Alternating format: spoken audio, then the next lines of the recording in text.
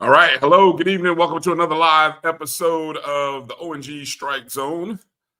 Bryan Fulford here. That's Kelvin Rozier back from what up, yo? Assignment. Vacation. Okay. See, I love your honesty. That's what I love about you the most. Your honesty. Good to have you back. We think sometime in this show, Marcus Green will be joining us. He's on assignment. So, just kind of rotates from week to week. Never know. I might be going on assignment too sometime soon. Just saying. Yeah. You on vacation now? I am. Over or under 10,000 steps that you walked in any one particular day during your travels. Man, I blew that up, brother. I had to sleep. I mean, the week when I got back, so I was there the whole week, right? From like Monday morning, early Monday morning, to basically Friday morning when I got back. So I had a lot of running around things to do Friday, but the weekend, oh, bro, I'm not as young as I used to be, bro. But I did enjoy them roller coasters. Did you really? Took your whole week to recover? Not a whole week, but it took a weekend. Ooh. Unbelievable. Well, congratulations on being able to get out of town and go on vacation. I mean, that's big. Hey, you got to make time for it, brother. You can't work and let the man keep his foot on your neck all the time. Damn the man. Okay. Well, we want to say hello to everybody that's checking us out and watching us, however and wherever you're watching us. You could be watching us on any of our Facebook and YouTube pages. Of course, Facebook via the Black College Sports Network or our O&G StrikeZone Facebook page. So we say hello to all of the folks there. Very popular and active group on YouTube. So hello to all of our FAMU on the MyJBN online, as well as watching us on the O&G StrikeZone YouTube page, which I want to pub and remind you guys, if you ever want to catch any of our interviews that we do with some of our athletes or various segments, go to our YouTube page, O&G StrikeZone, and please make sure to follow. I need to try to get the numbers up. So if you follow us here, go over there and just follow. It won't hurt because, like I said, we are thinking of trying to do some different things and some exclusive things just for that page to kind of grow that page a little bit. So anything that you guys can do will be greatly appreciated. Hello to anybody watching us on X. I just made sure to retweet. And also Instagram Live, although I don't know if the Instagram Live is working, to be honest with you. So I'm a little in the dark. I don't know if it's working as much like I want it to. All right, so I don't know. Something's going on here on the Instagram side of things that's not allowing me to connect to the streaming like I used to be able to. It used to be a couple of clicks. So I don't know if anybody, I don't know. Anyway, on tonight's show, coming up sometime in the first hour, we've got our head baseball coach, Jamey Shouppe, joining us. It'll be his first sit-down interview since the SWAC championship, which was a week ago, a week from Sunday. So just over a week and a half ago. Of course, Bethune-Cookman ended up winning the championship, advancing to the Tallahassee Regional, and what do they say? What do they call it? Two and done. But they played competitive games. Yeah. They got some runs. Yeah. So I thought they handled themselves well, represented the SWAC really well. So, but wasn't meant to be. So yeah, we'll get into talking about, especially with the number of mid-majors. Anybody who's been watching college baseball, I mean, there was a host of mid-majors that won games in various super regionals, and we even got a couple that are playing in the super regionals, which is the field of 16. You got like Murray State, Coastal Carolina, although they're a defending champion, so they almost don't count. But in the world of mid-majors, they do. There's at least about 2 or 3 mid-majors that are there. So, I mean, I came away from the weekend after watching all of it, and I watched a lot of college baseball, probably more than I would have at any other time, thanks to, in part, that there was nothing else really on. I feel like, college baseball, we're not that far off, man. I don't really feel like we're that. So it'd be good to talk to Coach Shouppe about that.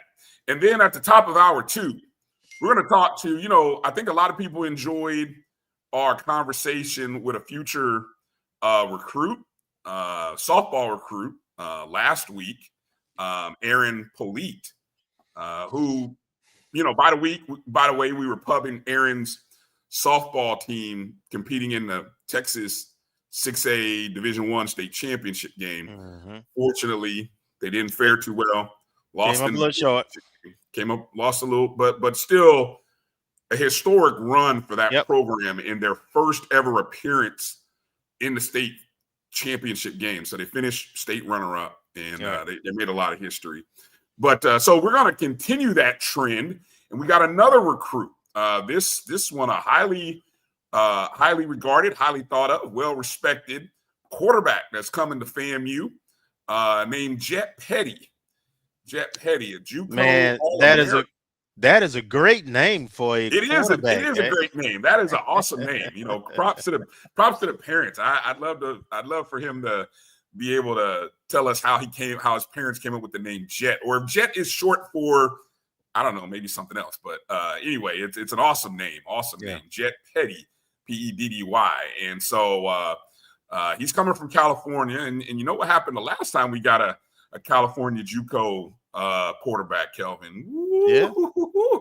We set the SWAC on fire. So you'll be interested to kind of talk to him and find out how he made his way to FAMU. So any other little tidbits you want to get out of the way? Because our first guest is in the green room, Kelvin. So, I mean, if there's any other, I know we usually like to start with our hellos and our shout outs, but we'll kind of pump the brakes on that because we got our guests on. But is there any other thing, any just initial hellos or anything you want to get off your chest or say? No, man, I missed everybody last week. I'm glad to be back, and I'm ready to talk to my ball coach. Well said. So without further ado, let's bring on our ball coach, the head baseball coach of our FAMU Rattlers, friend of the program, Coach Jamey Shouppe. Coach, how you doing tonight? We got you? I'm a little better than I was about 10 days ago, but I'm doing all right. I'm sure there are a lot of questions about the end of our season, hopefully not overshadowed by how well we did this season in what was a rebuilding year for us. So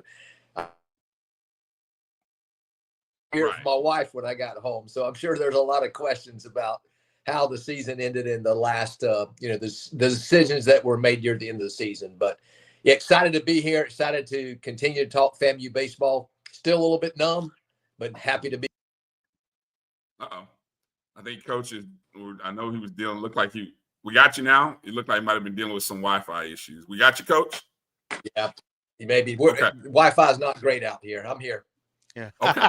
Well, hey, but before we talk about the end and the SWAC tournament, I put a poll question out, and I was trying to get people's thoughts on what they thought was the most memorable. What was the poll question I put up, Kelvin? Let me see. What was the most memorable part of the 2025 FAMU baseball season? And some of the options I put up there were the fact that we had 33 overall wins, which was the most since 2016, by the way, in terms of a 30-plus win season, 24 conference wins. So I just categorized it as wins.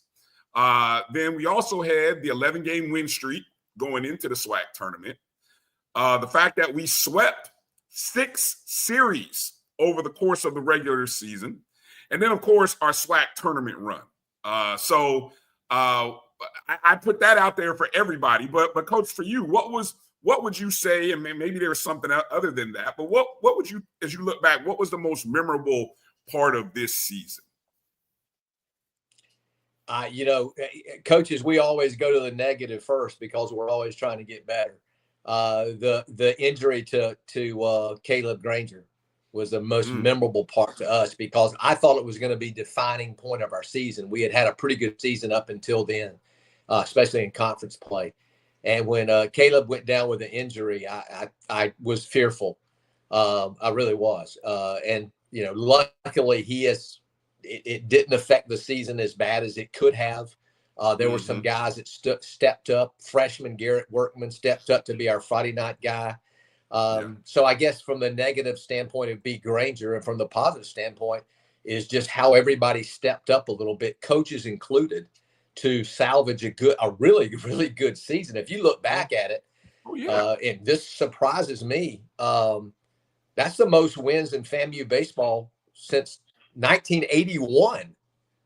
Oh, wow. So you went even further back. See, in 81, they played 70 games where we're only allowed 56 now.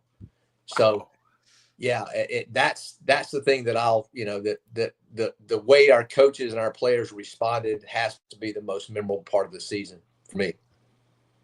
Nice. Am I coming in and out? It looks like it's been a little bit. No, we're coming in okay. So I mean, we might be delayed to you, but you came in okay. Go ahead, Kelvin. Okay. Yeah, Coach. I want to, I don't know how long we're gonna have you. So in terms of with your Wi-Fi, but I do want to ask the one question that I think folks want to ask in terms of how the season ended, and that last game, there, we had it first. We suffered the injury with Niles, which was a senior. Granger was a senior, so we already was playing a lot of younger guys and freshmen, and then we had 6 errors in that game, right? And we still almost won it, could have won it, right? So just kind of talk about four. Well, maybe I know of 4. Yeah, I think it was 4. So just kind of talk about the championship game and some of the things that put us in a position where we were in that last inning and having to pitch to the best hitter on the team and maybe in the SWAC. Yeah, so I think you said it perfectly. We had to pitch to him, and a lot of people don't understand the finer points of baseball may not understand that. But so the only way he was beating us was by hitting a home run or a triple, simply because the winning run was on first base. So the only way that guy was going to score was on a triple, because we were in no doubles and we weren't giving up a double in the outfield.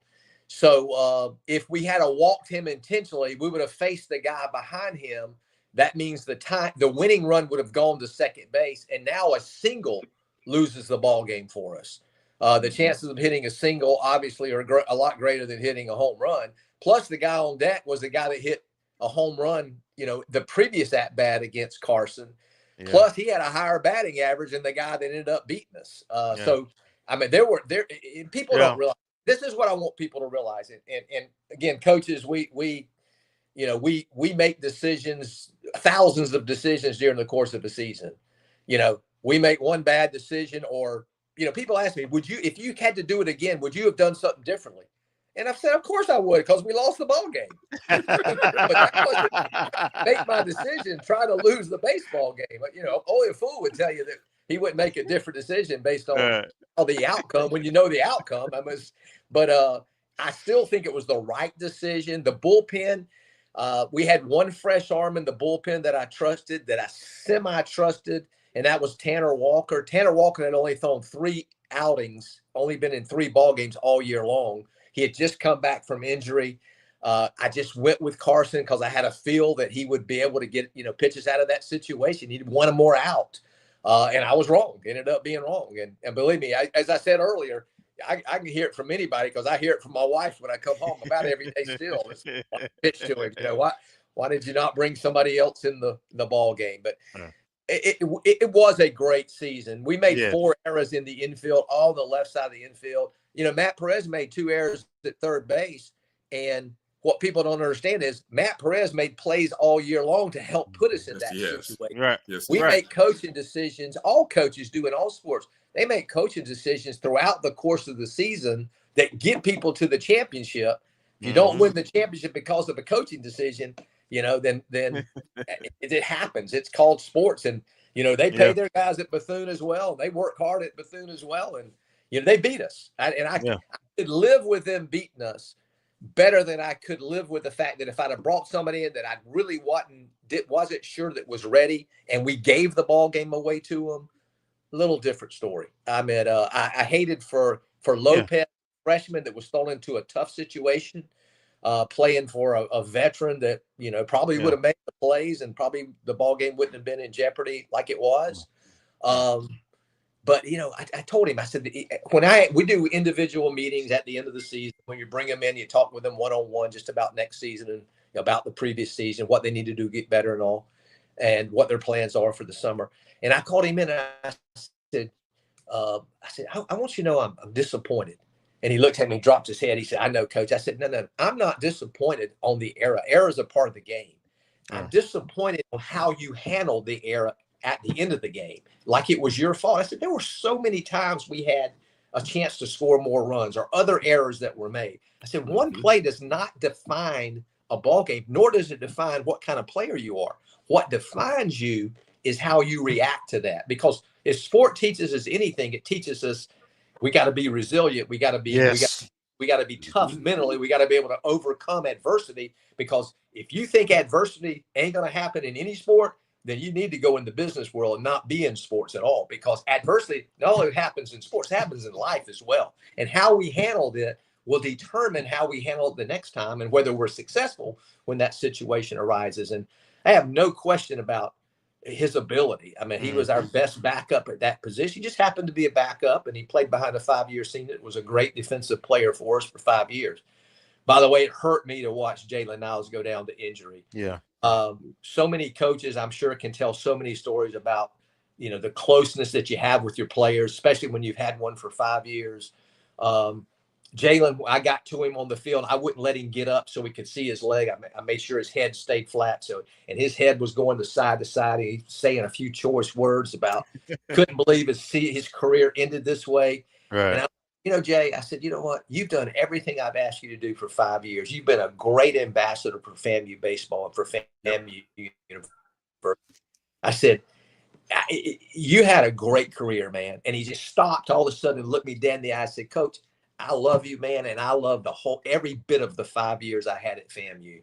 And that when that happens with a player, I mean, winning that's the dessert, because that is the meat of what we do as coaches and what we try to, establish in these kids and be a part of their lives and make sure they understand that he had a great career, man.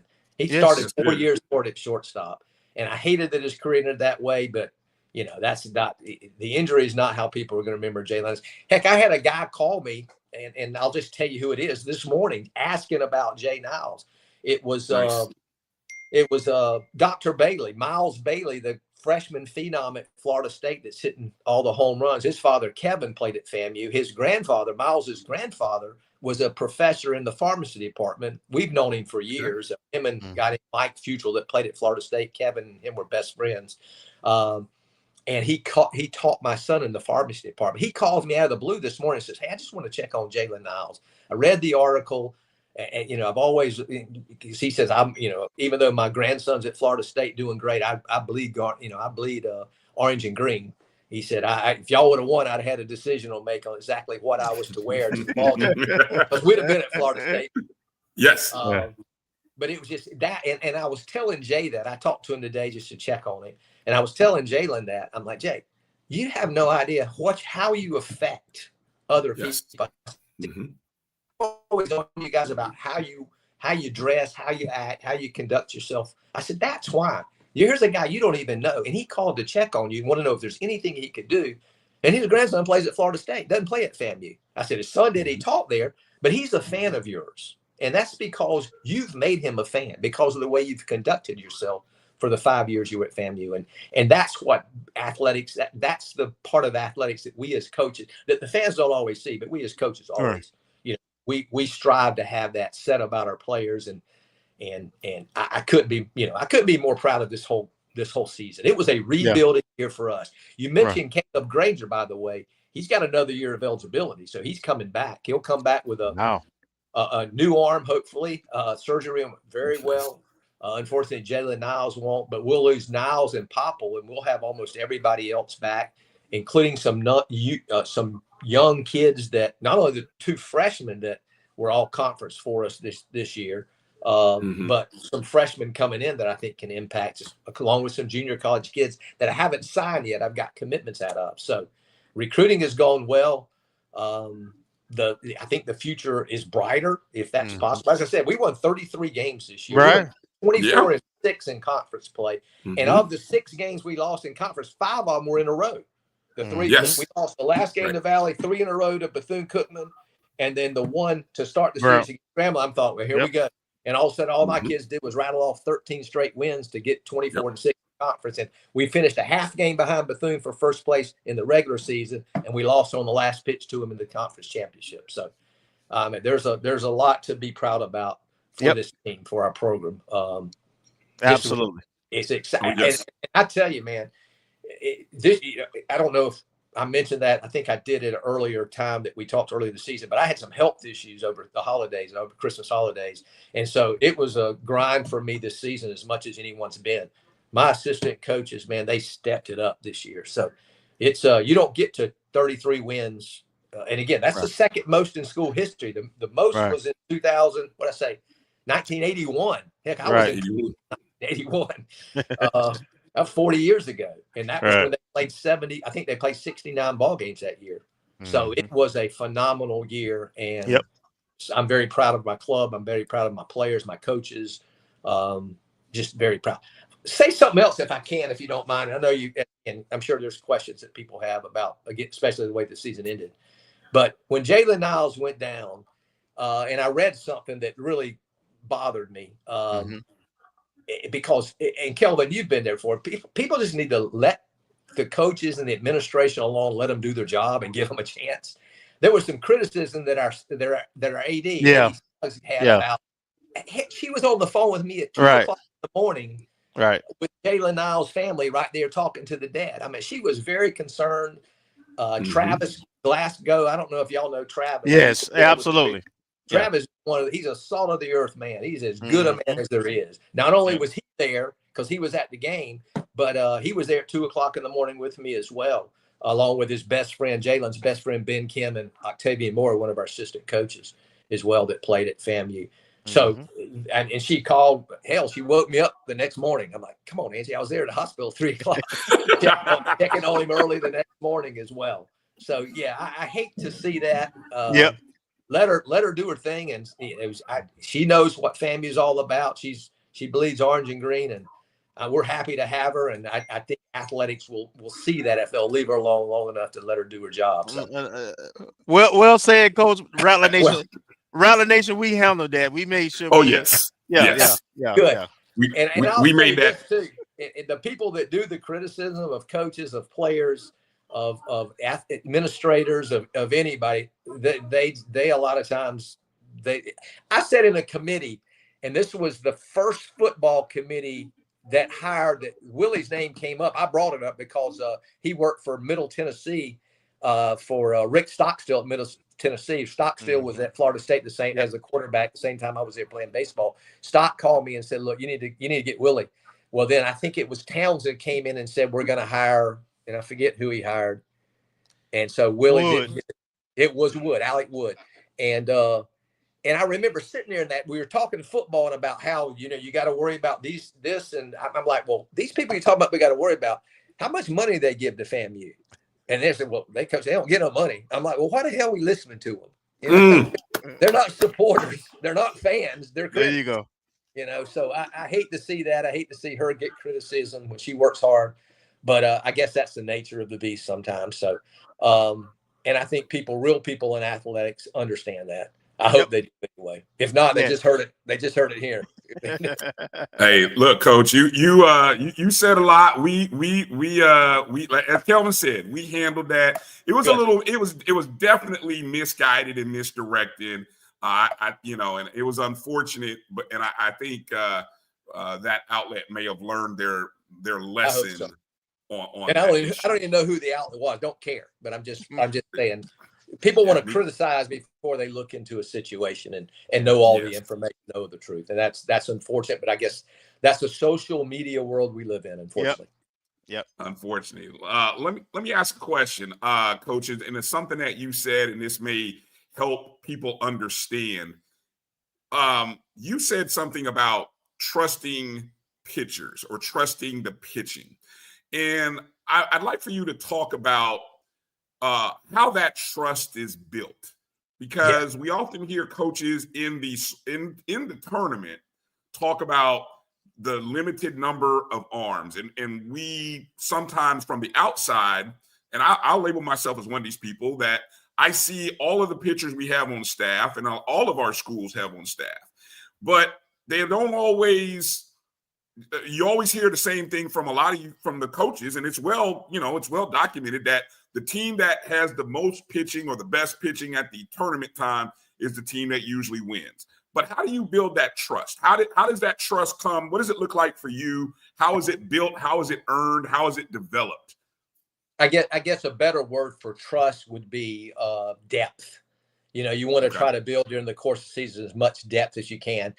When Granger went down, that affected our depth because he was our number one. So our number two, the left-handed Workman, the freshman who had a all-conference year, stepped up to the number one.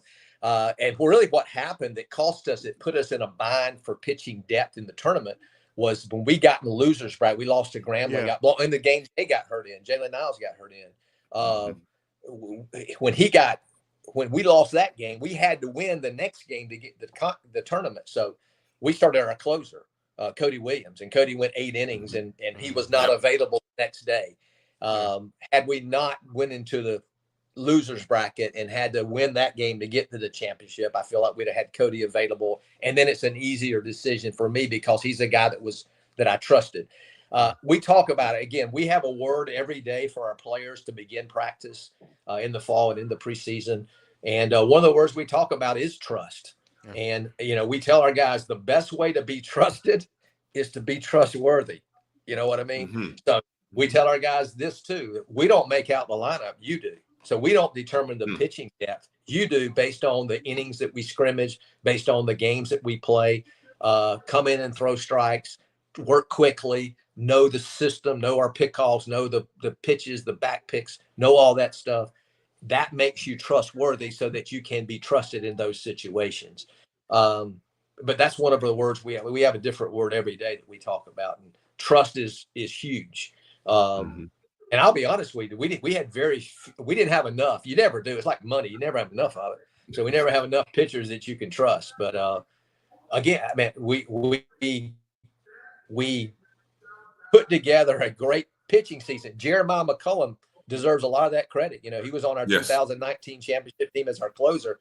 He does a phenomenal job with our pitchers. I mentioned Octavian Moyer, who was at the hospital with me at 2:30 a.m. with Jalen Niles after that injury. Boy, he does a great job with the hitters too, and working with Brett with the hitters. Jam does a great job. Jeremiah McCullough with me working with the pitchers. Both those guys, they work for very little money too, and that's something I think our AD is going to help us with as well. So, you know, people are quick to criticize sometimes when we don't win a championship, like it's easy, but they don't realize what these guys are, you know, how little they're working for. They do it for the love of the game. They do it for the love of the kids. They do it for the love of FAMU, because both of them were alumni that, you know, guys that played both.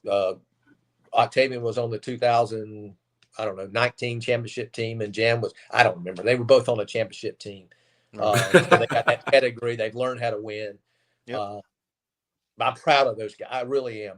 It was the best coaching staff I've ever had, and I think the best job that any coaching staff has done in my tenure here at FAMU with the baseball program. So I'm very proud of them. We had Wilhelm Allen. We took a guy from Southern that was a volunteer assistant coach this year. Phenomenal job.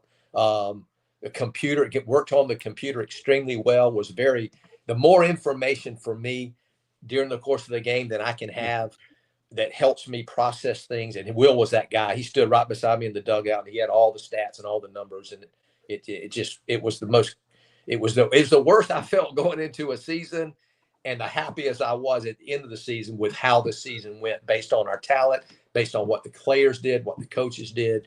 It was a fulfilling, again, one pitch away from being the ultimate. Yep.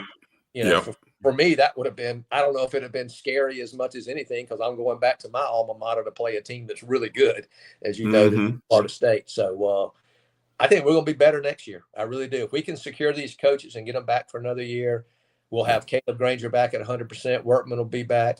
You know, we got a freshman, you know, 2 freshmen that were all conference last year. Right. And Jay was our DH and ended up being a Sunday pitcher as well for us. Yep. So third baseman's back. He was just a freshman last year, right. Correct. Second baseman. How about Will Brown at second? Yeah. Little Will Brown hit 12 home runs this year. He cuts down his strikeouts. He takes that 280 batting average and goes to 320 or 330, next year, which he's capable of doing, along with a pop that he's shown. He's got a chance to be drafted next year. Sway back and forth at first base, you know, up and down a little bit, but he's got a chance to be pretty good. Justin Cruz in center field, man. What a season. Oh, man. First year. Yes. He ended up starting in about hitting 7th and ended up hitting 3rd or 4th for us. So I just, you know, Ben Kim's gone as well, but Jordan Brown's back. Colt Riles is back. So, you know, in the pitching, as I said, the pitching depth is what I like. Cody Williams is back. Granger's back. Workman's back.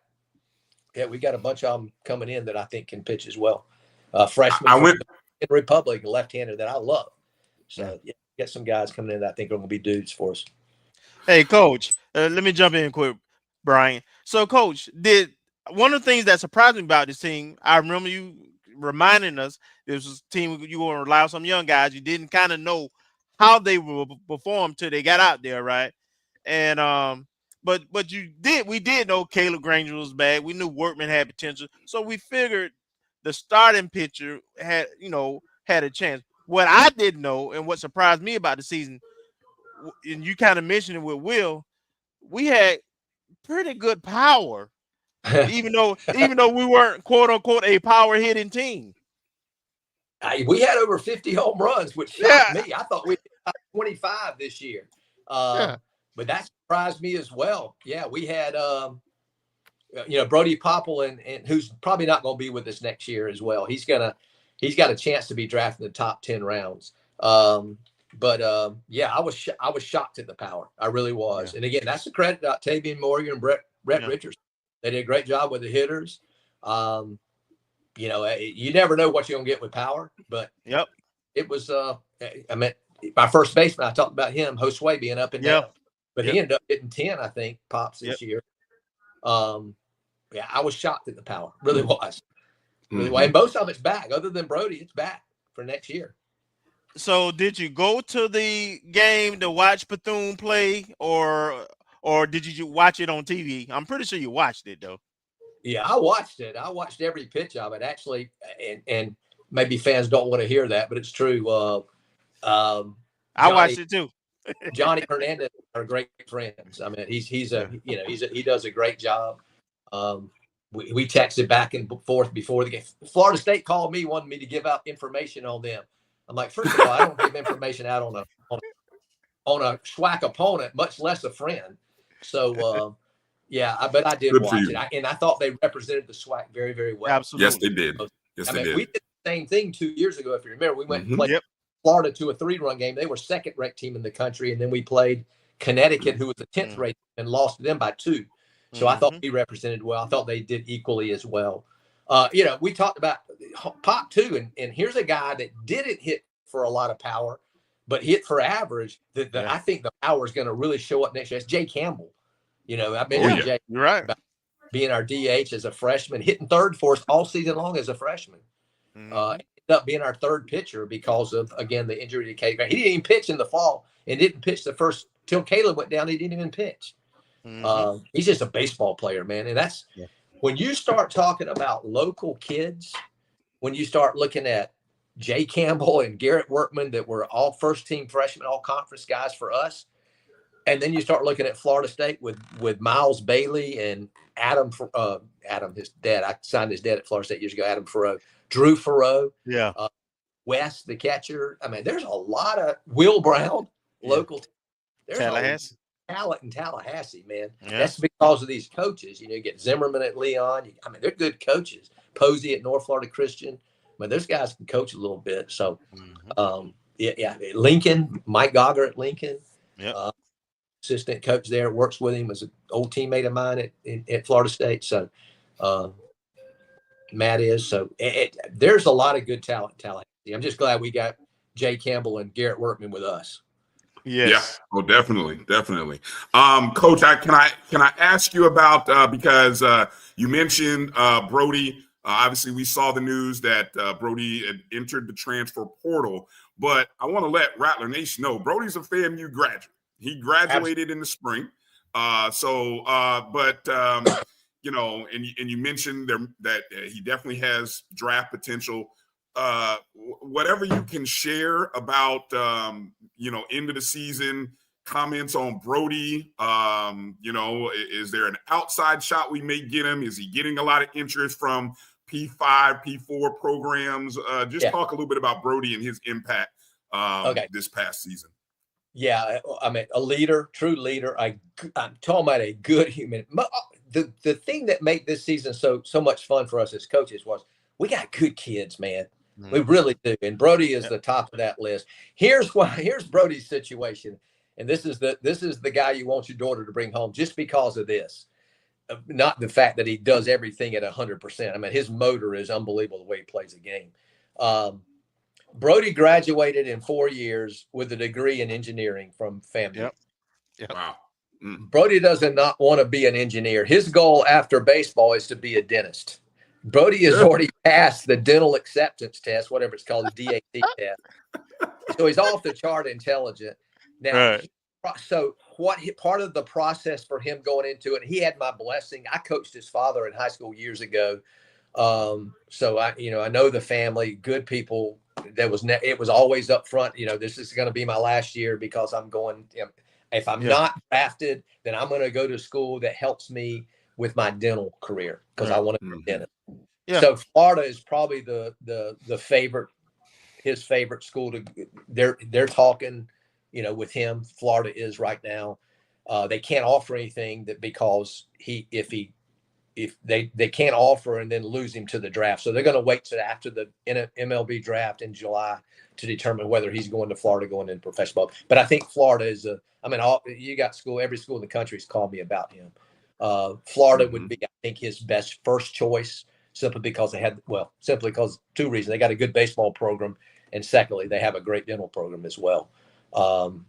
So yeah, that's USA Baseball called me today about him going up to the trials and being part of the, team that gets a chance to college team that gets a chance to represent USA this year. So he's got a lot of options. He's been in a lot of professional tryouts. I just talked to him today as well. He's been to 4.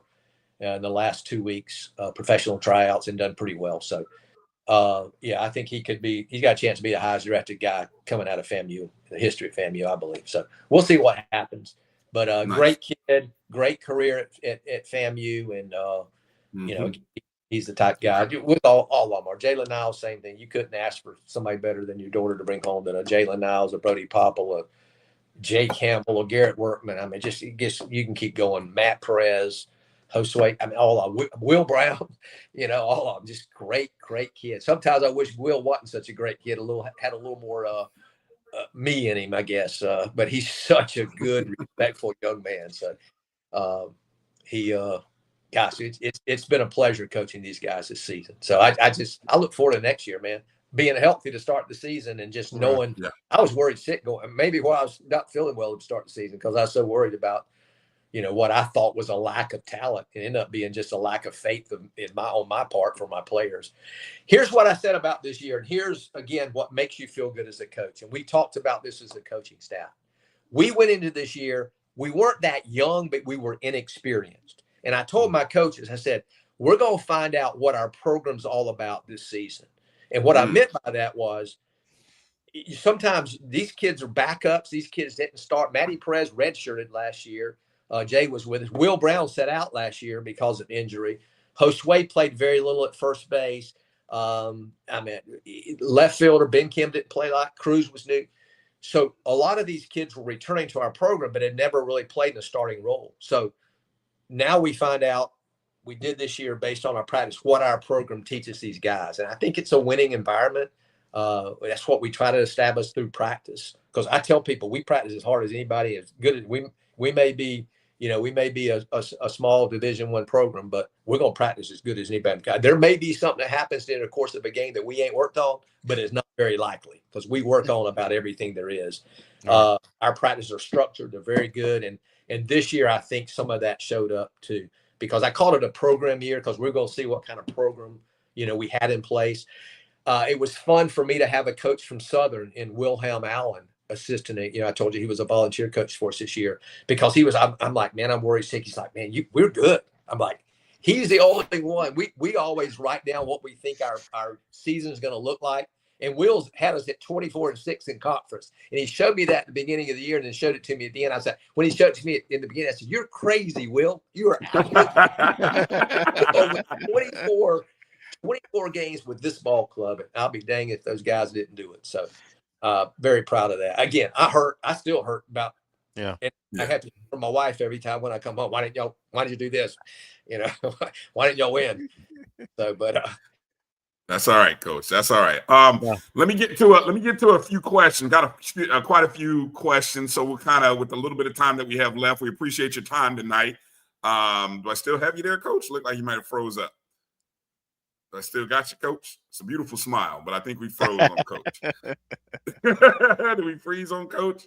We did. Hold on. Let me see. I'll come back to him in a second. Let me. Coach is in the background. I really like JT's question. I did. Hold on. Coach is froze. Let me see about the Savannah Bananas thing. Yeah, I'm really interested in what his take on. You know, they taking they selling out major league stadiums, man. You got two rattlers, and you got two rattlers on that. And I just wonder, you know, what's his take on who's the second? I know we got Ty Jackson. Who's the other? What's the guy named Malachi something? Okay. He was on the team a few years back, but I don't even know how much he actually played here. I think I did see him there was an interview that they did. They did an interview, yeah. On 60, Malachi Mitchell. Thank you, JT. Malachi Mitchell. Yeah, he was interviewed. I think that was like 60 minutes, where they did that show. Yeah, so we'll see. I know Coach was dealing with some Wi-Fi issues, so hopefully Coach will be back on. It must be a thing in Tallahassee because Kelvin. Okay, there we go. So we'll kind of see. I wanted to ask Coach about the format of the tournament, the double elimination or lack thereof in the championship game. You know, good friend Charles Edmond put me on to that. One of the questions he had. Or the setup of the tournament period. because it's the same thing I said with Coach Bill about the women's. If you 1-2, which is two different styles. The softball tournament and baseball are two different styles of tournaments. But where they are similar is that you start on the same day as everybody else. Yes. And if you get in a loser bracket, you have to play more games. And yes. I just think if you win the conference or the runner up, the top 2 seeds should get a bye in the first round. They shouldn't have to worry about that. Yeah. I'm not going to look this baseball tournament. I'll tell you my biggest gripe when we saw the format come out was the time scheduling. The number 1 seed, Bethune, had to play at 9 o'clock in the morning. First game. Yeah. First game. And we, who are the 2 seed, had to play the second game. Now, if you win, no problem. You kind of keep going. But what kind of reward is that for winning the conference? Hey, you got to play at 9 in the morning or noon. Yeah. It's like, whoa, wait a minute. We just won the conference and you got your number 1 seed playing at 9 in the morning. Who?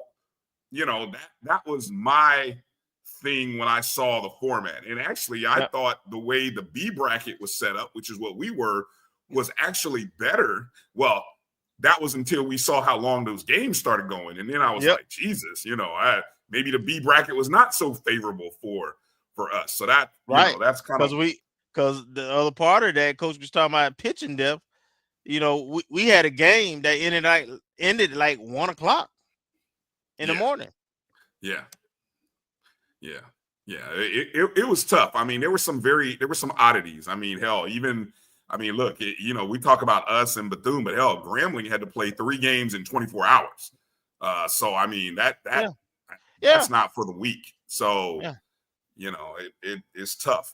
So I'm not really sure if we're going to get Coach Shouppe back. Right.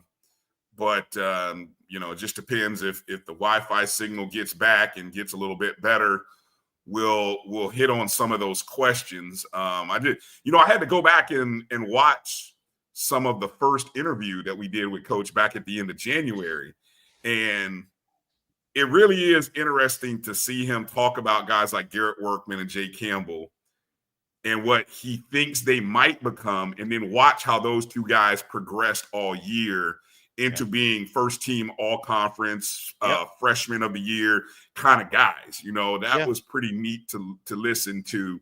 And then, of course, the major theme. I mean, we lost 6 of our top 7 back. Who loses 6 of their top 7 hitters and goes on and has one of the second most wins in program history? Exactly. I mean, I only went back to 2016 because that was the last time we won 30-plus games in 2016. That was we won 31 games. Mm-hmm. No, Coach went back to the 80s, Kelvin. He went back to the 80s. Yeah, 81. When we were in were we in the MEAC back in 81, or were we independent maybe? I don't know, but I know football. We might have had, I'm not sure. But 81 was a long time ago. Let's just put it like that. I mean, we're talking 4 decades. We're talking 40 years plus back to 81. So, I mean, that's what and he did, and we did all that again. So, I mean, that's how great of a season this was. Minus, if you want to, again, we get it. It's all about championships. We know, but damn, I mean, to finish second in the regular season, second in the tournament with a team that lost 6 of its top 7, and you lost your ace. The returning pitcher of the year. Yes, right. Thank you. As well as he mentioned, a 4-year start. A shortstop. You're at shortstop. Right. Any one of those. I mean, man. So, you guys. I don't know. You guys need to. I know people will have criticism of Shouppe, but man, you guys better put some love, because I love the fact that what he said. The program is in good places, and we went through. Go ahead. I was just gonna say, you got to remember, Coach is a really seasoned coach. I mean, he's been coaching 40 years, maybe. I think that's what he said. Yeah, right. I mean, So for him to at this point be surprised still about, teams. That's sports, man. That's the beauty of sports. And I love the story of him giving the backdrop of what's going on with Brody. Yes. Because, folks don't always understand the dynamics. Not everything is what and that's why everybody else I mentioned is that doing. he graduated. Yeah. That's why I mentioned the fact that he graduated, and I will have no look, I don't have a problem with any of these kids jumping around, you know what I mean, because that's just how it is these days. So I don't want to say I have a problem with it, but I will stand on the table and give love to a kid who graduated from FAMU. Not just, went to FAMU, but no, Brody put in his time, has a degree. He's an alum. He'll be family forever. And he's going to take that last year of eligibility that he has, and hopefully, he'll be on a bigger stage, which will hopefully give him an opportunity to play at the next level. I can't be well, Coach already mad mentioned at that. Coach know a few scouts, and Coach I'm already sure he mentioned, does. Yeah. He's got a really good shot of he's I'll say it. He's gonna get drafted. The question is where and how much money they put on the table, probably what it come down to. And this is something, Kelvin, that I think we all have to sort of adjust our mindset to. And I heard Coach Ward mention this. If any of you caught the release of Coach Ward's interview with Jeff Goodman and the Field of 68 podcast, which if you enjoy college basketball, that's a great podcast because they talk to everybody, all the college coaches and programs. But Coach Ward had mentioned the fact that we almost have to change our thought process about being a development level because of the resources that the P5s and P4s can offer a student athlete. It's something that Marcus has talked about, but more so from a coaching perspective, about being a mid-major that is a stepping stone to a coach like, say, a Willie Simmons or Patrick Curry, guys who are trajectory says in 10 years, they're going to be at a P4, P5 program if they continue on the trajectory they're on. And so, there can't be any shame in that step being at FAMU, because if our program is built right, and that's what AD Suggs is trying to build, we'll have the culture and the surroundings atmosphere that when one named coach or a named player comes in, has a great year or 2 or 3 and leaves, the train keeps going down the track because everything else is in place. And the one thing that until we as alums decide to step up more with this, we're going to be what we are. And that's just the reality of the college athletic environment. It's not, we can all talk about the great FAMU experience. We can all talk about what it means to get a degree from FAMU till we're blue in the face. But this means something in this era. It really does. It does. And it does. Winning is not easy, period. It's not. Then on top of that, it's all about investment in those coaches, as he talked about, who are unpaid, investing in the facilities that honestly bottom quarter of the swag. Oh yeah. Our baseball facilities. Oh. So I'm just saying, got a lot of work to do there. A lot of work to do.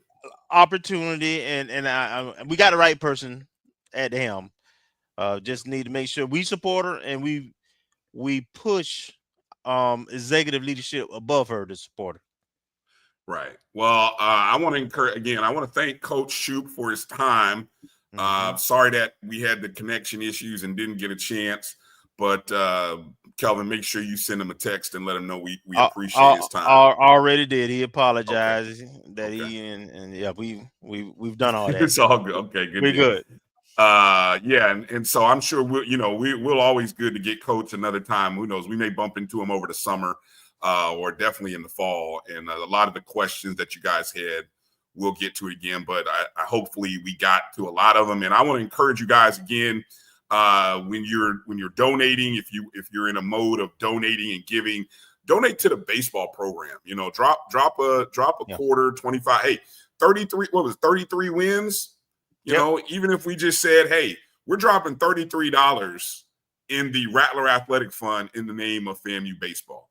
$33 to represent 34 wins, 33 wins, or it could be $24 for the 20. Whatever you want to do something while you're thinking about it, while you're watching and listening to the show, because absolutely every little bit will help the baseball program, and so it'll be big.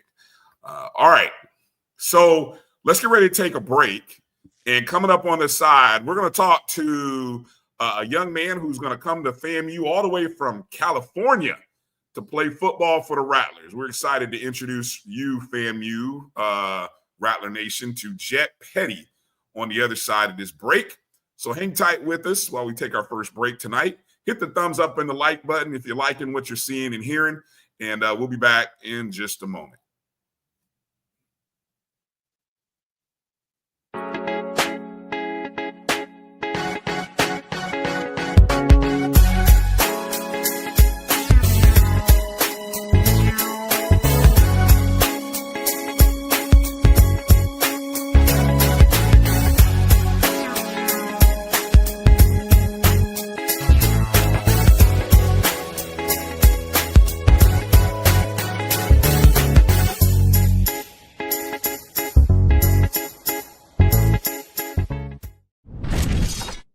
There's a shot. That might be. It could be. Right field. Grand slam. What a shot. That's how you get hot, young fella.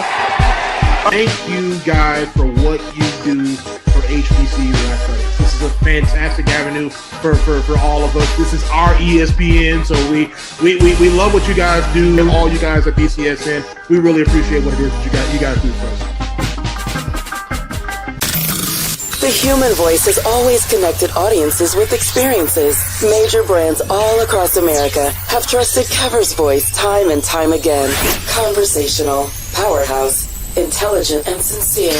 That's the voice you need for your creative marketing process. KEAVERSVOICE.com. Cover's Voice, Cover's Voice, CoversVoice.com. Always on, all the time.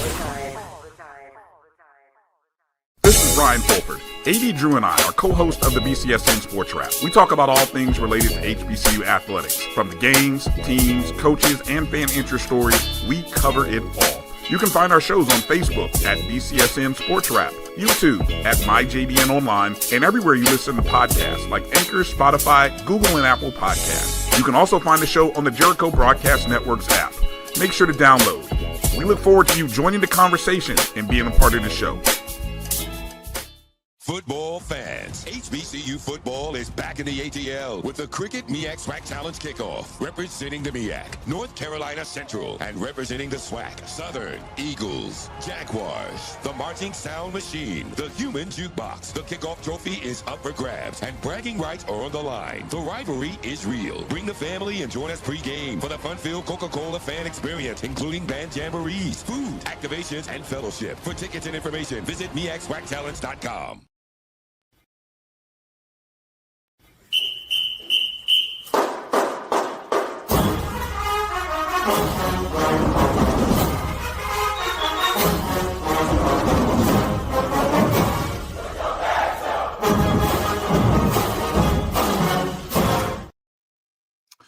All right, welcome back to the O&G StrikeZone. Bryan and Kelvin here. Kelvin, I was going to text you this on the back end, but commercial and all that stuff.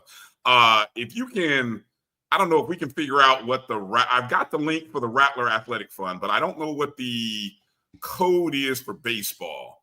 So I've got the link here.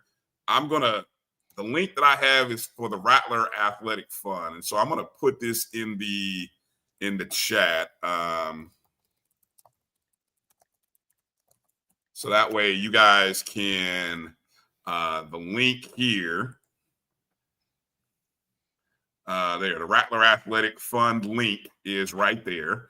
And I don't know, usually there is a code for the particular sport. So that's the one thing that don't have, and I know that sometimes you can text a donation in. So my thought about the donation thing kind of came late, and I wasn't really prepared. So if we can get that all squared away. All right.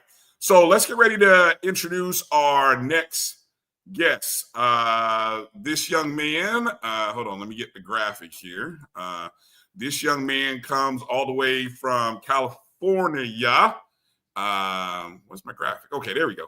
Committed. That's right. Signed, committed, not just interested, made the commitment, put his name on it, and he is committed to play football at Florida A&M University, all the way from Long Beach City College, junior college, All-American. Let's go ahead and welcome in to the O&G StrikeZone and to the family for the first time, Mr. Jett Peddy. Young man, how you doing, Jett? I'm good. How y'all doing? What's going on? All right. Man, excited to be here. Yep. Welcome to the O&G. Pleasure to have you on, Jett. It's California. Obviously, you're in California. We can see the sun is still out, so it's somewhere around 6 o'clock right now. Oh yeah, sun's still out. Yep. But yeah. All right. Well, hey, Jett. So first off, awesome name, by the way. What's the history behind your first name? So my grandma gave the name to my dad. My dad he always wanted to be a pilot, like private flying, but never really took it too far. But my grandma was like, why don't we just name him Jett? So yeah. Hey, that's awesome. All right. Well, hey, that's awesome. Very unique and easy to remember. So again, you spent the past year. I want to make sure I got it right. Long Beach City College, working through for over 2,700 yards, 27 touchdowns, 5 INTs this past year. Give us a little of the background on the recruiting story and your recruitment to FAMU. How did the FAMU coaches come to discover you? And I mean, just walk us through the process or just how FAMU came onto your radar. All right. So I'm going to start from the beginning of high school. So I played 8-man football out of high school. Crazy story. I was football wasn't really, I was a baseball guy to start. So out of high school, wasn't really thinking football, this and that, but really good. But I went to a small private school. Later years come by, I'm like, I'm really enjoying this. This is my thing. But I play 8-man football, so I'm not thinking college, this and that. But my senior year, I went to my local high school called Torrance. Shout out Torrance. But I met with the coach, had my senior year. I had 0 film going into senior year. Tore my ACL my senior year of high school. Played like 5 games that year. So I'm like, man, I want to still play. I want to play ball. Like, this is what I want to do, this and that. Like, I know I always believed in myself. My family always had my back, but had no film, no colleges were giving me any shot. So I was like, I'm going to go JUCO. I'm going to do the JUCO route, bet on myself. And it was rough to start the year. I was still recovering from my ACL. So I had to sit a year, had to be the backup, and it was tough to be the backup, but it was honestly good for me. I grew as a player on and off the field. And then my sophomore year, last chance, everything on the line, won the job, had a great year. And then, but I still was under-recruited, still going after my season last season, under-recruited, had some schools reach out to me, some pretty big D1s, but no one was really giving me the shot. And I just got off, like, FAMU came out of nowhere. I honestly was considering walking on to some schools, like Wyoming was talking to me, and like Ohio, which were big schools, but they weren't gonna give me the love that like FAMU was really showing me. So Coach Burris reached out to me. We've been talking. He kept it real. Only recruiters that kept it real with me the whole time.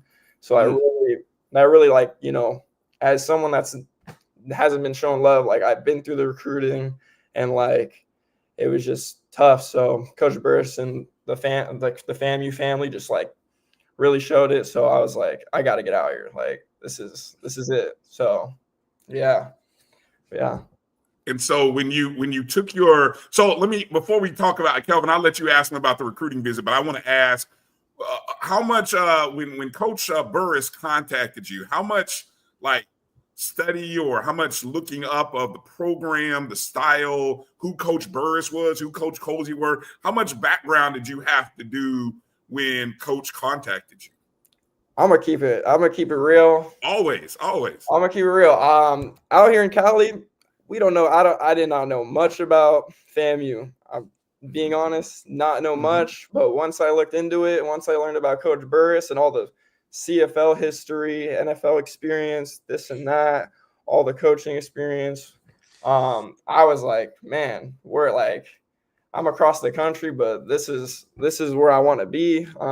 This like being in Cali, I would say like we have great ball players, we have great quarterbacks, great everything, but the culture is not the same out here. I'm gonna say within like 20-mile radius, at like there's so many people, everyone plays football, everyone knows like, but when I was out in FAMU, it was just different. It was just like I wanted to be somewhere I was wanted, you know what I mean? And like the whole coaching staff, man, it was a pleasure to be out there. Nice. Yeah. Go ahead, Kelvin. So I'm interested, Jett. When did you get here? What's your plan to come to Tallahassee and start working with the team? Look like he froze up. Can you hear me? Yeah, we got you now. We got you. Go ahead. So you asked me when am I going to Tally? Yeah, when you get here and start working out with the team. The 20th, so in like 3 weeks, 2 weeks. So, but I'm gonna move in probably like the 17th, 18th to get settled in. But I'm gonna be on campus to start, and then just get it rolling. What it was when you came on your visit? Was it your first time in Florida? First time. Ooh, wow. So I know you here because you have a love, you got opportunity, you love the opportunity, the culture. You spoke to that. I wonder, what do your family think about you going all the way across the country to play ball? I'm blessed to have a great family that's always supporting my dream. So always that. Yeah, I'm not gonna lie. Mom's worried, dad's worried, all the way out there. But yeah, they're excited to, they're gonna try to come to a game or two. But yeah, it's gonna be tough. I'm not gonna lie, being across the country, but this is dream come true. So I'm not really worried at the end of the day. This is what I wanted. Always what I wanted. Right. Go ahead, Kelvin. No, I was just gonna ask. So you got 1 year of game film with your college, and how did that help your confidence coming off an injury? Because that can be difficult sometimes. So freshman year though, I got some trash minutes. I came in fourth quarter, this and that. Coach let me run the offense a bit to get comfortable, which was great. And so it kind of helped me for my sophomore year.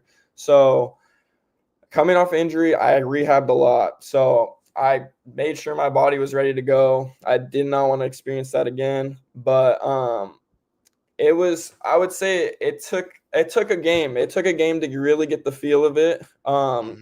Which was tough to get that because we played the number one team, Riverside City College. That's that team that's on the screen right there.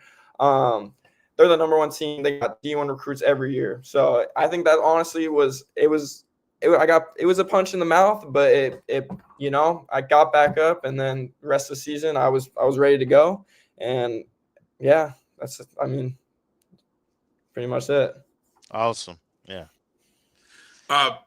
Jett, when you what was it about your game as we, those of you who are watching, you're watching some of Jett's film from this past year at Long Beach City College. What was it about your game that Coach Burris liked? what kind of comments did you get from Coach Burris or Coach Colsey? I'm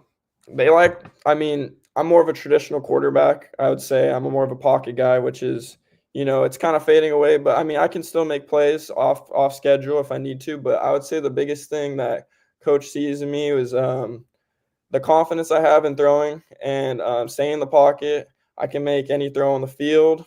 And I think they wanted somebody to come in with a leadership and like that, someone that's mature in that position. Mm-hmm. And I think that's where he wants someone with experience under his belt. He told me, he says that I've been in the positions before. I played in fourth quarters. I played in overtimes.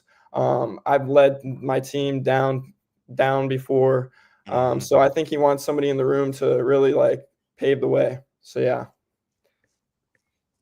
And when you look at the style of play from, and Kelvin, you can speak to this and agree or disagree here, but I think you'll agree. I look at the style of play that you in your film here, and we run a lot of this, shotgun multi-receiver. I see a lot of similarities between what you ran at this past year and what we've run in the past at FAMU. Did you get a sense of that when you watched film, when you watched the type of offense that Coach Burris has in place? Did you get a comfortability with, okay, we did similar things? Yeah, I would say I think I'm very prepared for the pass game, completely the pass game and concepts from my school, and I think it's going to translate fine. I love the film room. I'm a nerd when it comes to coverages and this and that, but I think as an offensive perspective, the last two quarterbacks weren't the most. They were more pocket guys, and I think that's where I'm going to fit in fine. I think the offense is going to fit for me, and I'm excited to have a run game too. And I seen the running backs they have, and fine by me. But yeah, I think I'm going to be fine. At the end of the day, it's all X's and O's. Every coverage has something to break down with it, so we just got to find it. That's it. Nice. When are you familiar with, obviously, just a couple of seasons ago, we had Jeremy Musa from California. Did any chance that Coach get a chance to put you, did Coach Colsey or because obviously Coach Burris wasn't here that year, but any chance that Coach Colsey get a chance to put you in touch? Are you familiar? Do you know who Musa is? Did you have a chance to look into him or reach out to him yet? Yeah. So I didn't hear much about him until I got there, but I know now. I know now that how he's a hell of a ball player. I was gonna reach out to him, and because my number is number 8, and he wears number 8. I think I gotta ask him if it's okay. But I love that. I love that. But that's what Coach said to me too. He's like, "Are you sure you want that number?" I'm like, "Yeah, I do. It's my number." But you know what I mean? I feel like out of respect, because he's a California kid too, and I think that's what something that they probably looked into. They had success with the California QB. So, hey, let's run it back. That's all. That's it. Well, yeah, I love that. I love that humility in you. Gotta you wouldn't say your number, gotta reach out. That's awesome, man. But no, Jeremy, he's a good person, good kid, and yeah, we got to get you in touch if you haven't already. We may have to and on our show, we're friends with the family. Family's good friends of the program, so maybe we'll have to put Mama Musa in touch with your parents as well. Might be able to help ease some of those concerns, because they're from California too. I think, where is it? Encino? Is that where they're from? I think they're Chino Hills. Chino Hills. Yeah, Chino Hills. It's like an hour out from me.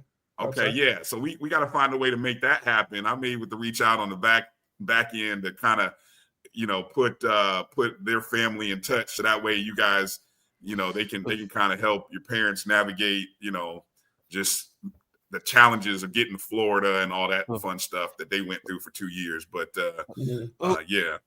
Who's your pro team? You have a favorite NFL team? Yeah, unfortunately, I'm a Jets guy. I'm a Jets fan. So. Okay, all right. How do you become please don't say it's because of your name. How did you become a Jets fan? Is it because of your name, really?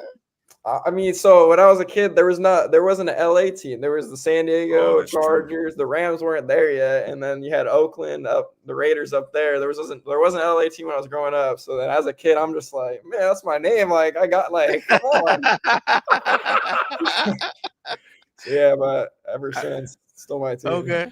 Hey, well, that I can go with that. That's pretty cool. If you're gonna root for somebody, go with. Not too many of us get a chance to root for a team that has a name like our first name. So I mean that's awesome. Who are some of your influences when you watch, whether it be college or pro quarterbacks? Who are guys that you kind of watch, or maybe when you're working with your trainer or your coaches, that they tell you, hey, Jett, you need to look at the way this guy does this? I'm an Aaron Rodgers guy. Just from a throwing perspective, the way he throws the ball, the way he spins the ball, his off platform, like arm angles, stuff like that. I would say him, and I would say Joe Burrow. Joe Burrow too, great pocket guy. His swagger, the way he carries himself. I try to resemble that.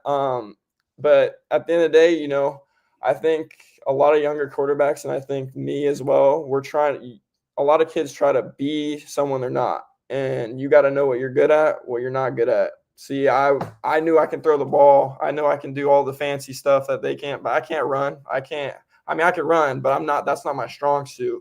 And I think a lot of people which, I take a lot of you got to learn from people above you, which is, but you got to take things and know what you're good at. And I take a lot of things that Burrow and Aaron Rodgers, they like to do. And yeah, I think that's what I would say. But at the end of the day, you got to be you, and you got to do what your strengths are at. Okay.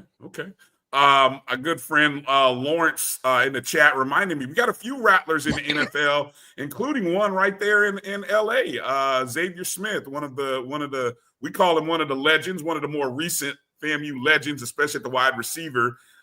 He plays for the Rams. Are you familiar with any of the other guys? Have you had a chance to kind of do some digging and research on just some of the history and names, or are you still kind of learning all of it? Still learning, to be honest. There's a lot. So it is. Yeah. It is. It's all new. It's all happened within like a month. So let me catch up. But I know there's a lot of history here. Take your time. There's definitely a lot of history there. Let me ask this question. Go ahead. So this year, FAMU is going to be playing in 4 NFL stadiums? Yeah. We play in Miami. We play in Orlando at the Citrus Bowl. We play in Mercedes-Benz, which is Falcons' home stadium. So have you been to an NFL game in person, or have you ever had the opportunity to play in an NFL stadium? No, I've been to one game. Been to one Rams game 2 years ago. But crowd-wise, have not played in that type of environment, which is going to be something different for sure. And I seen the fan base FAMU got insane. Love it though. Yeah, but yeah, I'm definitely excited to play under the lights. I'm excited to be a part of see the crowd, be a part of this. But yeah, it's going to be something I got to adjust to for sure. Okay. Who what players or what current players did you get a chance to hang with, or to show you around or talk with when you made your recruiting visit? My player host was Ritter, tight end. He's from Tally. Okay, yeah. Born and raised. Thad, the running back, I got to talk to. Okay. Some of the linemen were great, and then the player panel, there was a lot of guys that were in there. Really great group. The way they talked to me, it was amazing. I was treated great.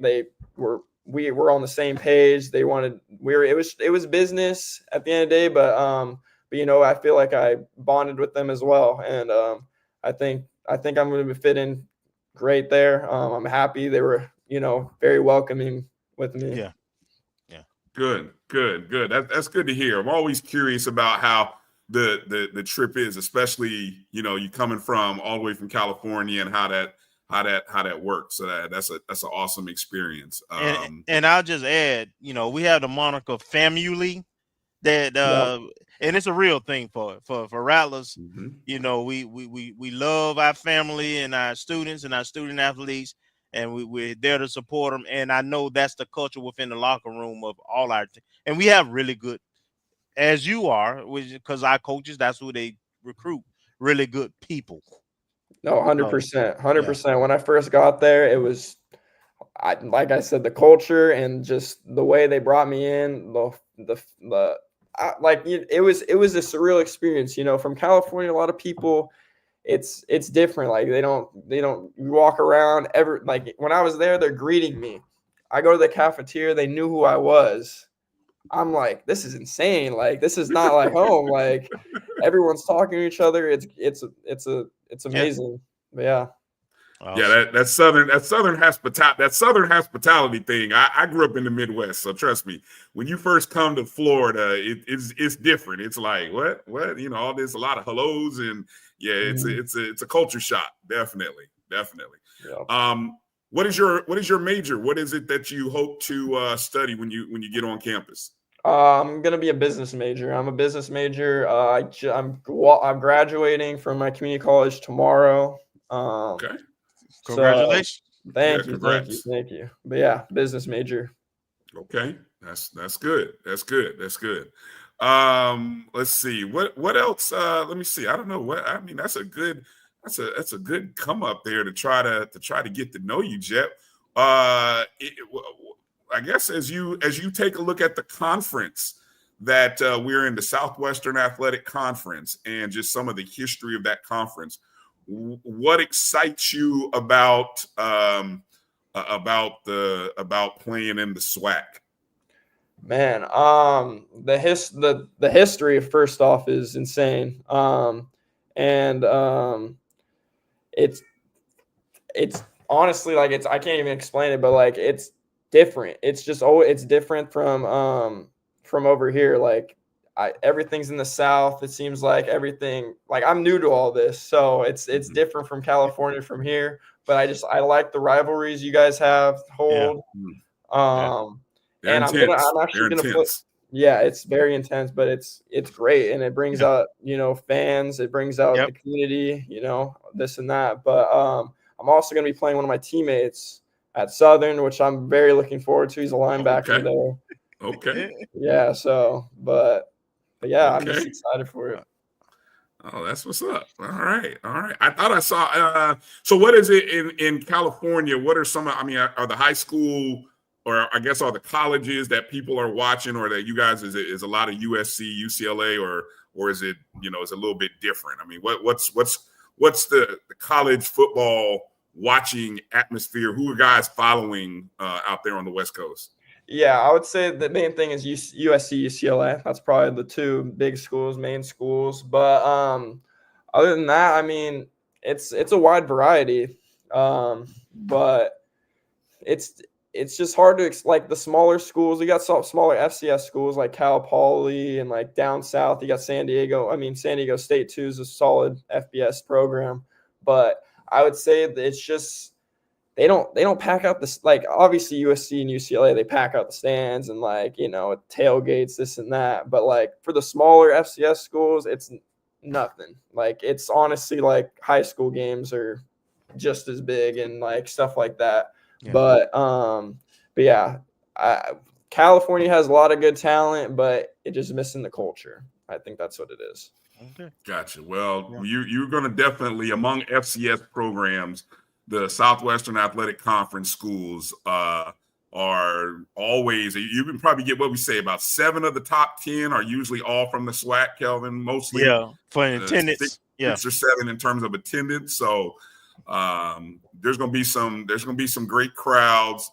And again, like Kelvin was saying, we play 4 games. I'm here trying to remember. Let's see. We opened the season, obviously, in the Miami Dolphin Stadium scheduled to go to the Mercedes-Benz, which is home to the Falcons. Of course, at the end of the year, we play in the Citrus Bowl. Well, not the Citrus Bowl, but I call it the Citrus Bowl. But Camping World. Yeah. And then who's the fourth one? There's a fourth one in there as well. But I feel like I'm missing. But anyway, it's unique. It's a great opportunity. Jett. All right. Well, hey. Any I want to give you a chance, any shout outs, any hellos or thank yous that you want to give while you're on air, man. I want to give this time to you. Man, I'm just grateful to be here. I think it was God's plan to be here. I'm blessed that I have this opportunity to continue my story, continue my dream. Shout out my parents, of course. Shout out all the coaches I've been through, blessed to have great coaches that always supported me, gave me the keys to the offense and let me shine. A lot of my players too, a lot of my receivers, my O-linemen that always been there for me, and my close friends from home. Like they really pushed me, like a lot. It was a struggle, the JUCO grind, me playing 8-man football in high school, this and that. Like, but they told me they seen it in me. If anyone was gonna make it, it would have been me. And I proved it to them, and I'd like to prove. And I'm just grateful to be part of this. And I'm blessed that FAMU gave me an opportunity, and I'm taking the most of it every day. Well, that's awesome, man. We look forward to hearing and seeing more of you, and hopefully maybe sometime during the season we'll get a chance to talk again and kind of see. I mean, it's going to be a lot. It's going to be sensory overload, man. So, just take it slow, baby steps. You walk the hills already, right? You understand what it is, what them hills are like. Yeah, I don't know. I'm still new. I don't know. Hey, those hills are no joke, man. They'll keep you in shape if nothing else. Thank you, man. We appreciate you coming on the show. We say welcome to the family, to you and your family. Yes, and we'll try to make sure to connect. I know we do have an active SoCal Rattler alumni group out that way. So we got to find ways to make sure they stay in connect with you and your family, and yeah, I mean, it's all love, man. You're gonna have a good time, and the summertime's a great time to get acclimated to Tallahassee before it really cranks up in the fall. So it's good. It's good. Oh, thank you guys for having me. Thank you, all the fans. Appreciate you guys having me. But it's a blessing. Appreciate you guys. I'll be in contact with you, whatever you like. This is dream come true. So I mean, I appreciate you guys having me, open arms, letting me come from California to Florida, but I'm in for the ride. So yeah, let's get it.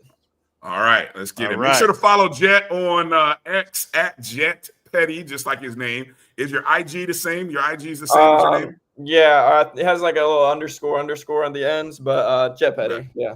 Same okay. Thing. All right. Look him up. Make sure to shout him out. Make sure to follow. Yeah. Make sure to let him know, you guys, that you appreciate him. And of course, any of you have connections out there in SoCal, in California, hit him up. Let his family know, because it's all new. This is all brand new. So we need to make sure that that they are taken care of and that he's taken care of as best as possible. So you guys, we got some great Rattlers that are watching the show, that always watch the show. So I'm sure somebody will see this and they'll be in touch. All right, Jett. All righty. Thank you, guys. Yeah, hit me up for anything. Thank you, man. Take care. We'll see you when you get into Tallahassee. Yeah. All right. Good stuff, man. Good stuff. Great young man. Jett Peddy, ladies and gentlemen. Mature. Yeah. And has been through some adversity already. Oh, yes. And overcome it. That's a good sign. Yeah. I agree, Sermon. Wait till you see the band. Well, there's just so much. That's why I said that sensory overload is going to be something. But yeah, so we'll have to talk about that quarterback room later on in the show, because that is a loaded quarterback room. Well, and I got one brief comment on that. I get it. I mean, if you think about last season, you know, we had a game where our starter got hurt, and you know, we didn't know. Oh, I don't think there was confidence in the depth. And the play calling was a little different, right? So having that quality depth, and then this quarterback room is a young room. You know, one upperclassman, maybe two, but not a whole lot of playing experience, even with that. So, you know, again, it makes sense. You want a little bit more mature personnel that has some playing experience, successful high level playing experience. So yeah, great addition, man, and I'm just looking forward to the summer. Yeah, I was trying to pull up the names in that quarterback room, or just some of the age and depth. Why is it not coming up the way I want to? I'm on our athletics page trying to pull up based on per position, and it's not coming up the way I want it. All right. So we'll talk a little bit more about that coming up on the other side. Let's take another break and come back. We'll do that. So make sure to go follow Jett on X or Instagram. Hit him up. Let him know you appreciate him coming on the show. Wish him well. Again, want to encourage any SoCal Rattlers that we might have watching the show, or any Rattlers on the West Coast. Reach out to him and his family, especially him. Let him know, give him some helpful tips and advice. How did you adjust to FAMU when you came out to FAMU for the first time, coming from California? And then obviously, I feel like we'll do there'll be certain things that'll make him successful, but we'll. DJ Artistic. Yeah, that's right. Yeah, we got to make sure, we'll make sure to reach out to the people who we need to reach out to, and make sure we look out. All right, let's take a break. Coming up on the other side, we'll get into a little bit more. We have a Rattler that's going to be competing for a national championship in track and field. We'll talk about our guy Kirk Dawkins in a moment, as well as some other things going on around Kirk that we need to kind of show some support and love to. So we'll talk about that here on the other side. You're watching the O&G StrikeZone right here on the Black College Sports Network. We'll be back in just a moment. I'm returning to Clinton Parish, and Tampa's my community. I grew up here, went to school here, and my wife and I make our home here. What makes Tampa special are its people. So when I represent someone injured in my community, it's personal. Call my office and speak to a real lawyer and not some referral service. I will fight the insurance companies to get the settlement that you deserve. At the law office of Clinton Parish, we take the pain out of being heard.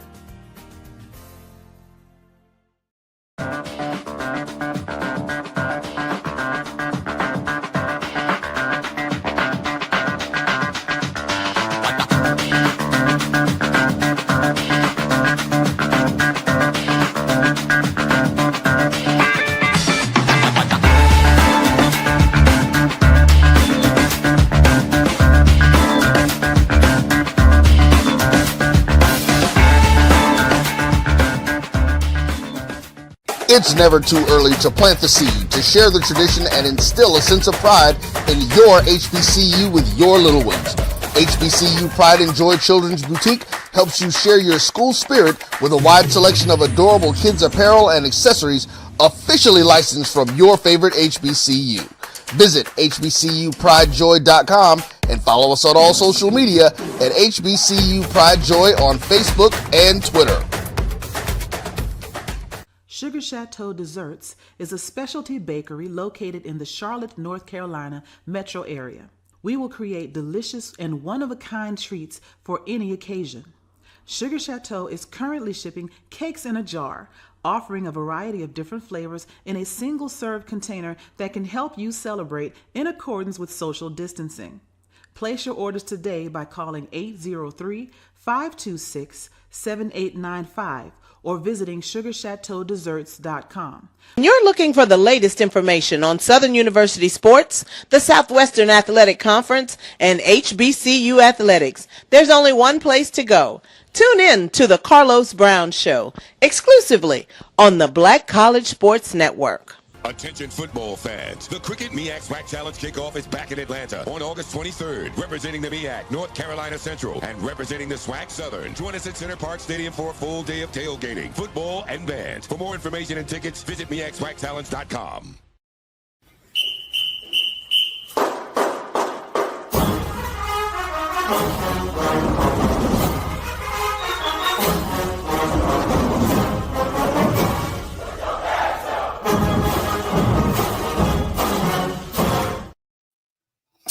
All right, welcome back to the O&G Strike Zone. Bryan, Kelvin here. Marcus Green is out on assignment, unable to get to us today, but we will catch up with Marcus hopefully in one of our next week. You saw the spot there, Kelvin. The Cricket MEAC SWAC Challenge coming up. Did you know it'll be the 20th year of the MEAC SWAC Challenge? 20th game. Now, it's not the 20th year because you had the COVID year, but it's technically the 20th game. 20th game. Any ideas what the record is? MEAC SWAC, what the record is? And if you watch, those of you who watch the show Sunday, don't answer. I would imagine the MEAC leads. They do. And I would imagine they lead by 4 games or so? 3 actually. 3. Okay. Look, I'm pretty good off the top of my head. Yeah. Yeah, it's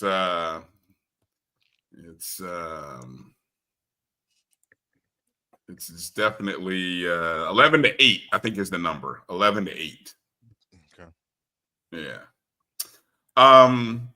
Speaking of football and football events, one of the biggest stories first off, did you and anybody else watching get a chance to watch the 80s breakfast? Absolutely. From the National Alumni Convention? I did. Any takeaways or thoughts or comments? I loved it. With all the stakeholders in the room, everybody got facts. Everybody got a vision and a charge to keep. So unfiltered. I love the transparency. I was glad that the Alumni Association made it available, and I wish they could have had a little more time to put a little to put a little meat on that bone. Because they didn't have much of a question and answer session because it was a breakfast, and they had to get to other business. I hope they'll find a way to schedule that differently, because I know I made that suggestion myself a few years back. Athletics. Wait a minute. What was your suggestion again about the date that it was, or the time frame, right? The fact that they only get a certain. When you have a breakfast and you got other business and stuff going on, roughly an hour and a half to eat and really to get, the full depth of what is needed in athletics and to lay out everything and that get questions in. You can't get that in that time frame. So it would be better served if it could be more of an after hour event, I think. And so hopefully it'll be considered moving forward.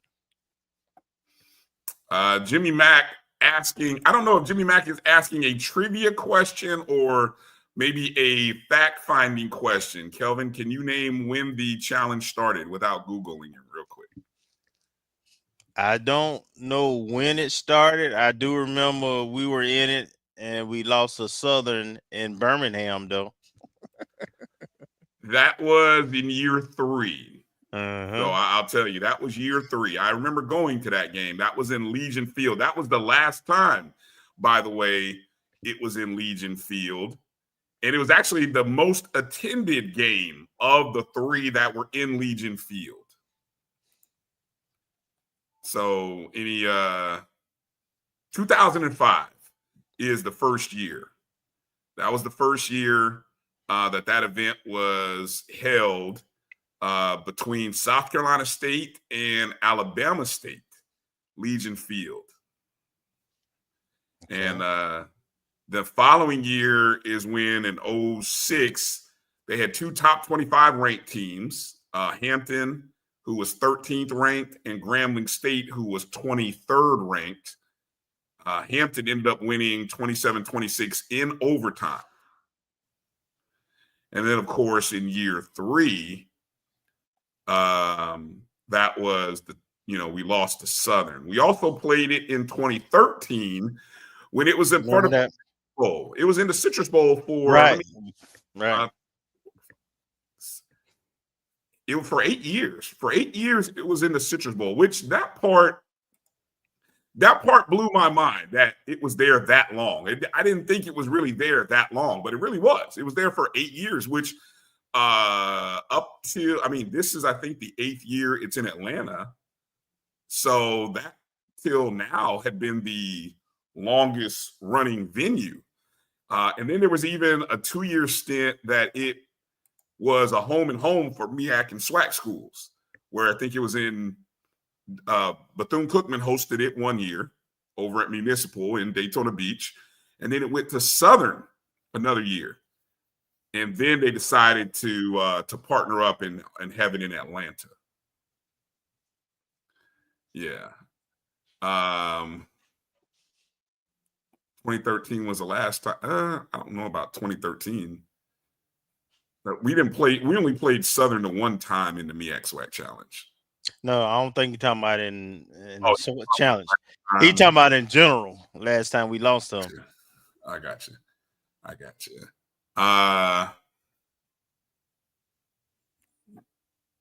Yeah. Well, I don't know.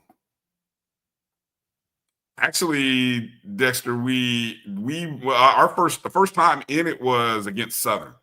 The second time we played, that was against Valley.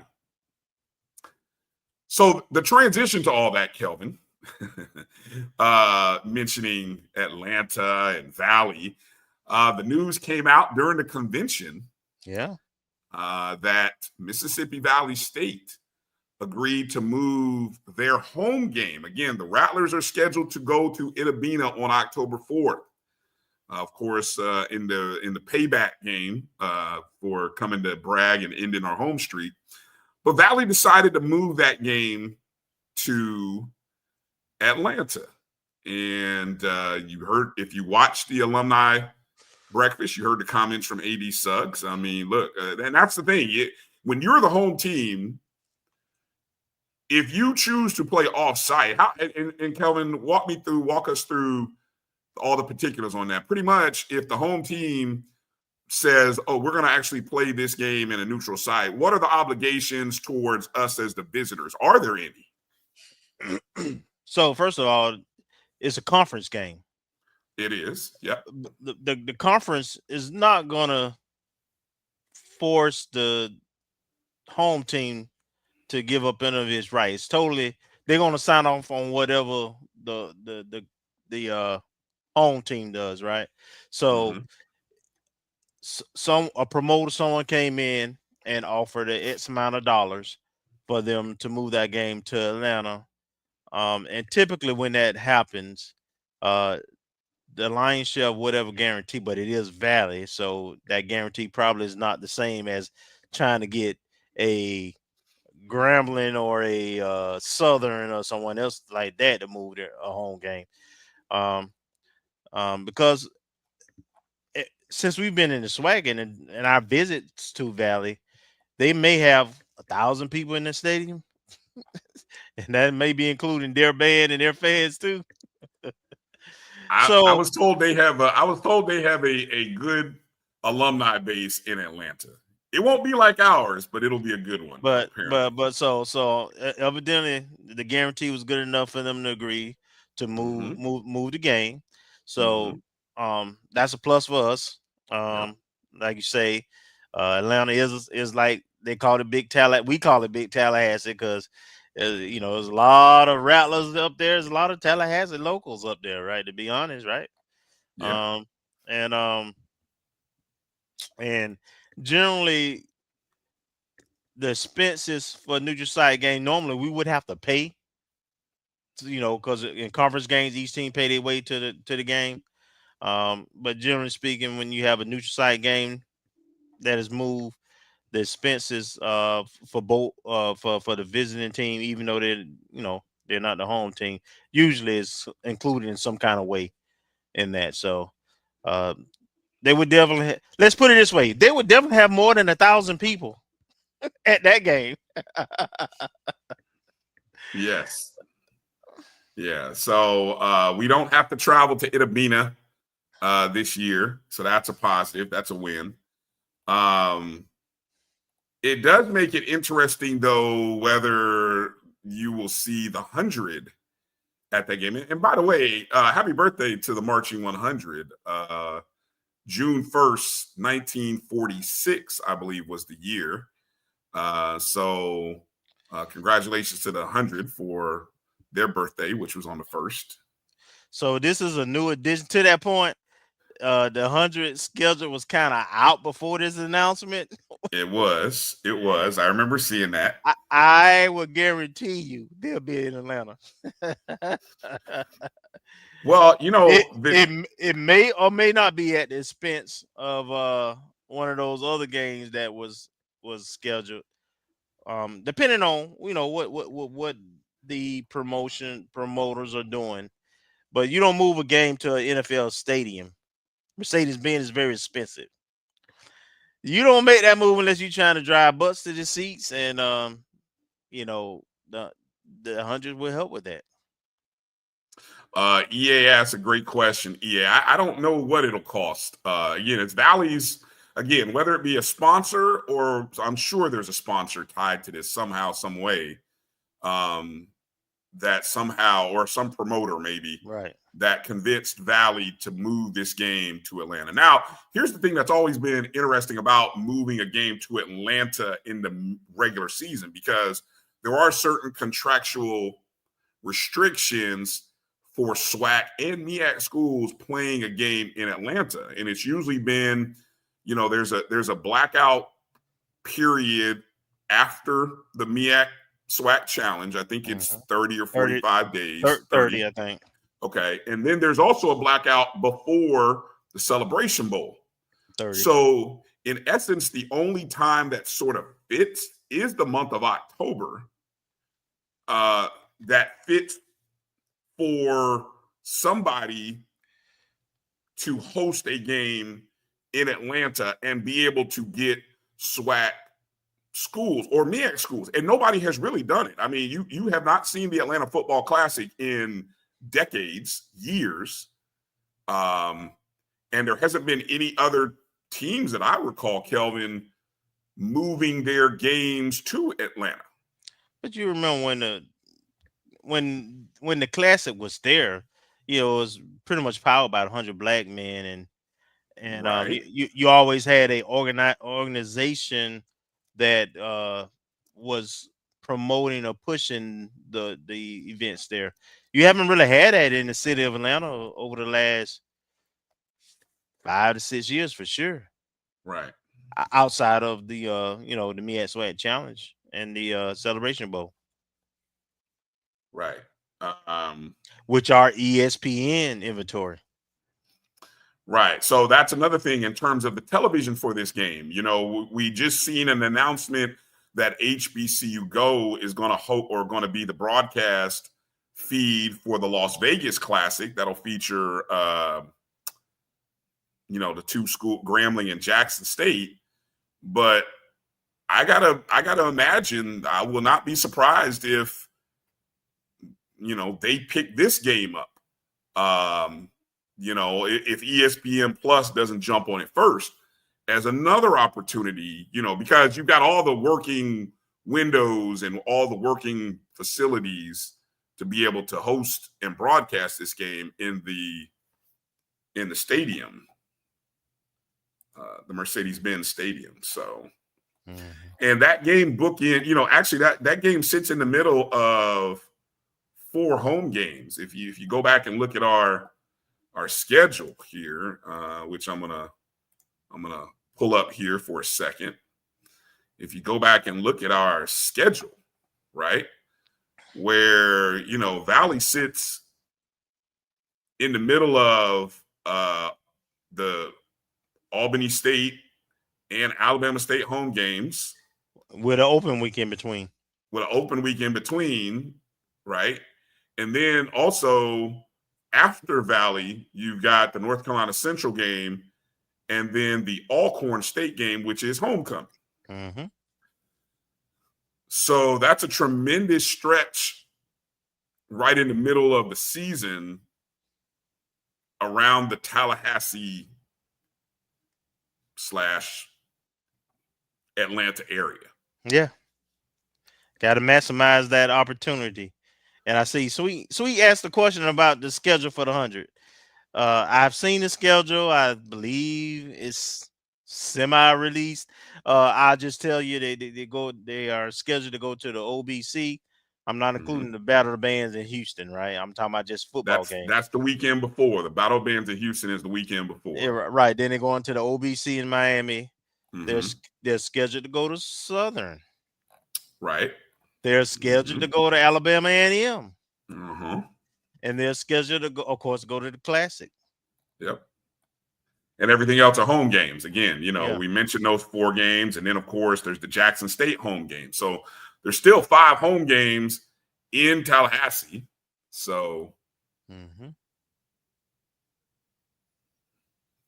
yeah, I saw that same thing. So we'll wait to see. I know there's a lot of rumblings or a lot of talk going on about raising money for the 100 to be able to get to these games. Yeah.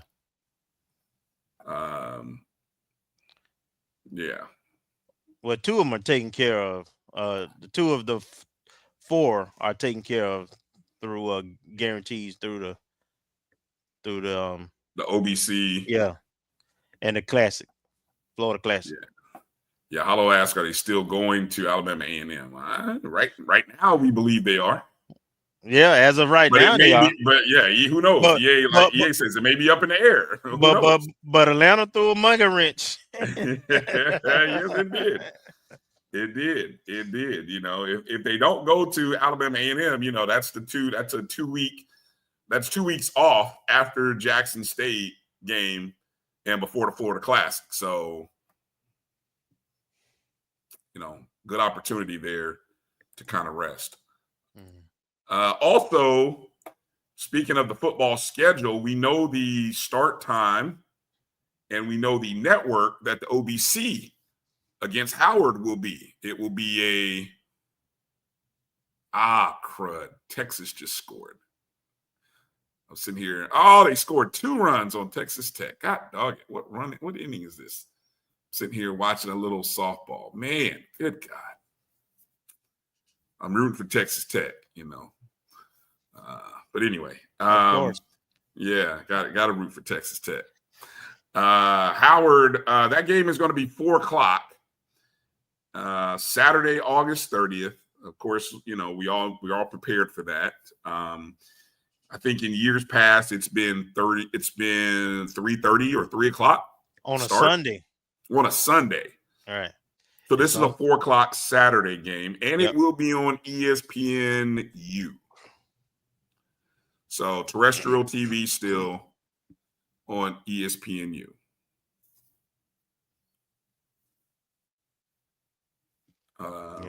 Yeah.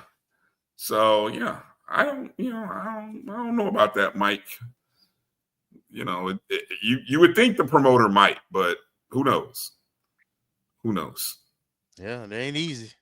No, it's not. It's not. But what you're banking on, though, I would imagine you're banking on 20,000, 25,000 Rattlers showing up, and whatever else you get, you're hoping it's from the Atlanta community and Valley. You know, you're hoping that Atlanta can be your draw. You know, and who knows, you know, if Valley actually ends up playing if Valley has a better season or start to their season. That's key. They may draw, you know, they could build the hype on, the last team to beat FAMU, you know, was Valley. You know, you can if you're promoting properly. All right. Is my thoughts. You want to we talked about the football camp going on right now. What do we that is what give folks a little background on that, Kelvin, if you would. Yeah, we had a camp today for walk-ons, class of 25, graduates, transfers, and JUCOs. You know, and you know, you have these things in order to see if you got some diamonds in the rough. You're only looking for no less than maybe 5, and you're looking for depth rotational pieces. You're not necessarily looking for the next superstar, but sometimes you do get that diamond in the rough or somebody out there who was available you didn't know, and you had to register, but they accept the walk-up. So last I heard, I didn't hear about exactly who showed up today, but yesterday I did get a report that said there were 50 plus that had already registered. So okay.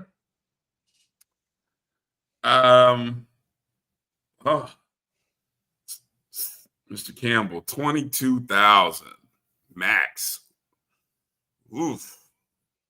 Hey, I'm gonna say 25. I think 25 to 30 is a more realistic number for that. It depends. That game.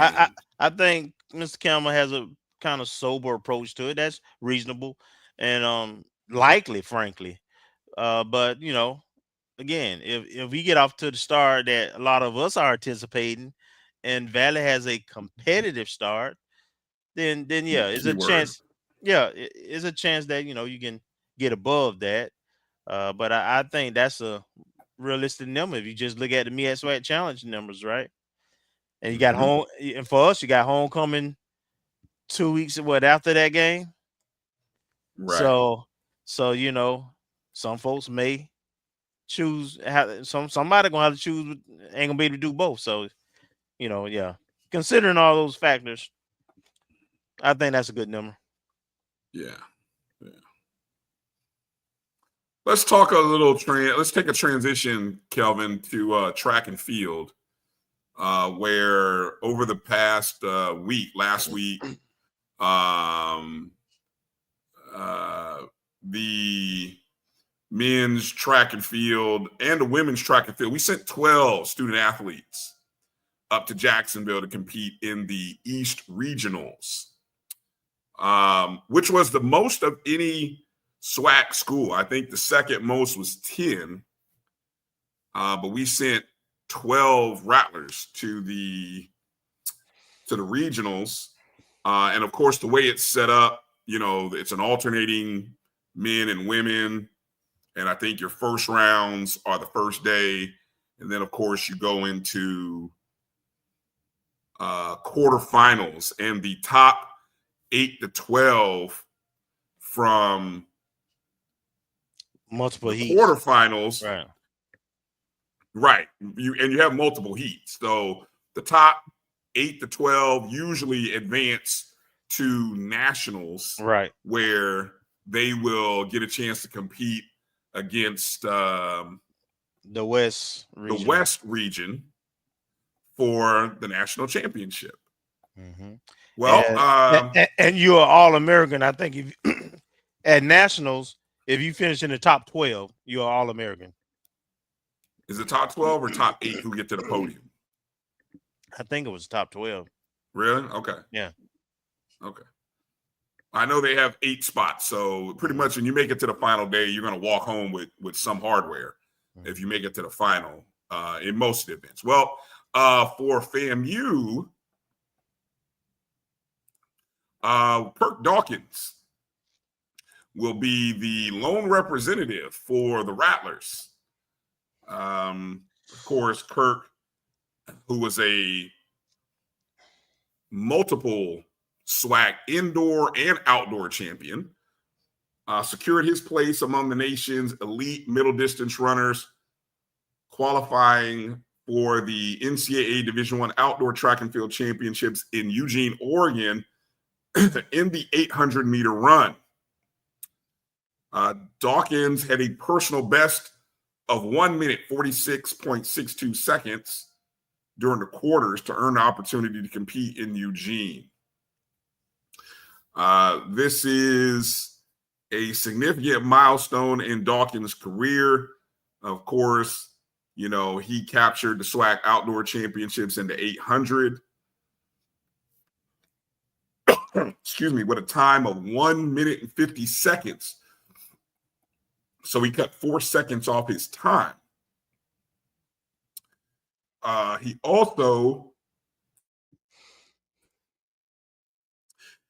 had a time of 1 minute and 48 in the East Coast relays. So, you know, congratulations to Kirk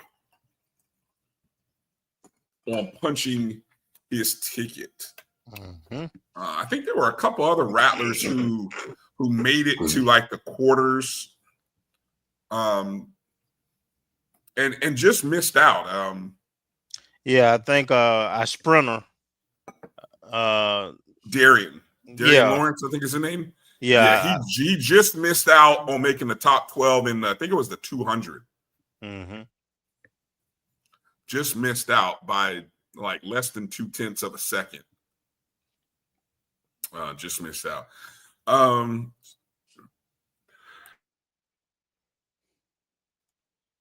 So one of the things that, you know, Kirk, for those of you who are not familiar with Kirk's story, right? Kirk, you know, is a native of Kingston, Jamaica.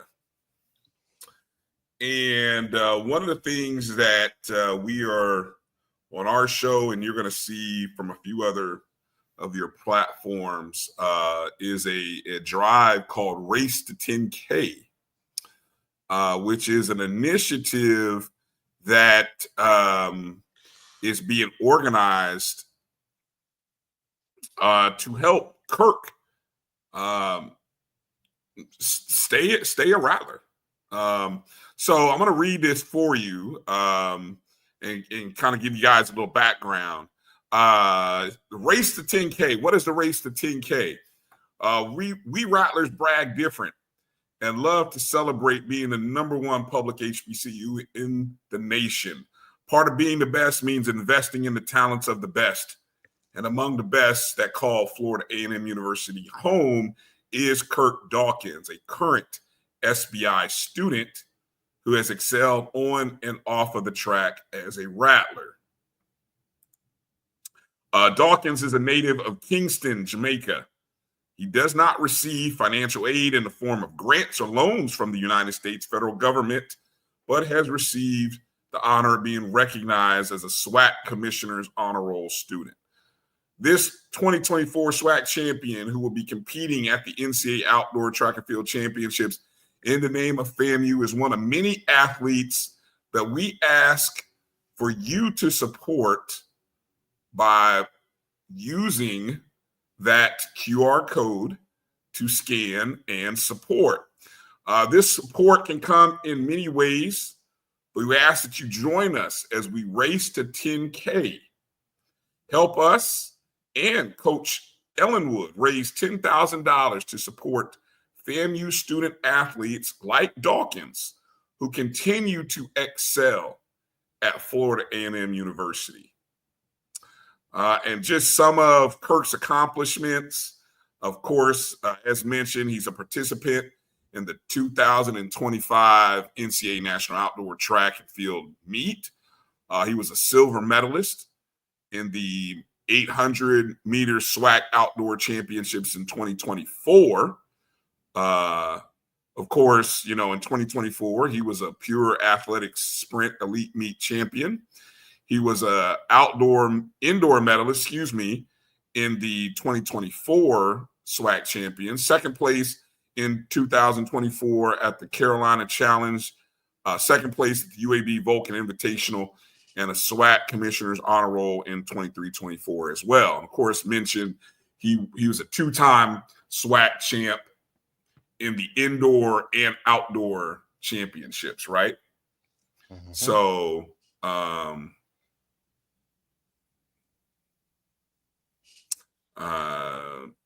just want to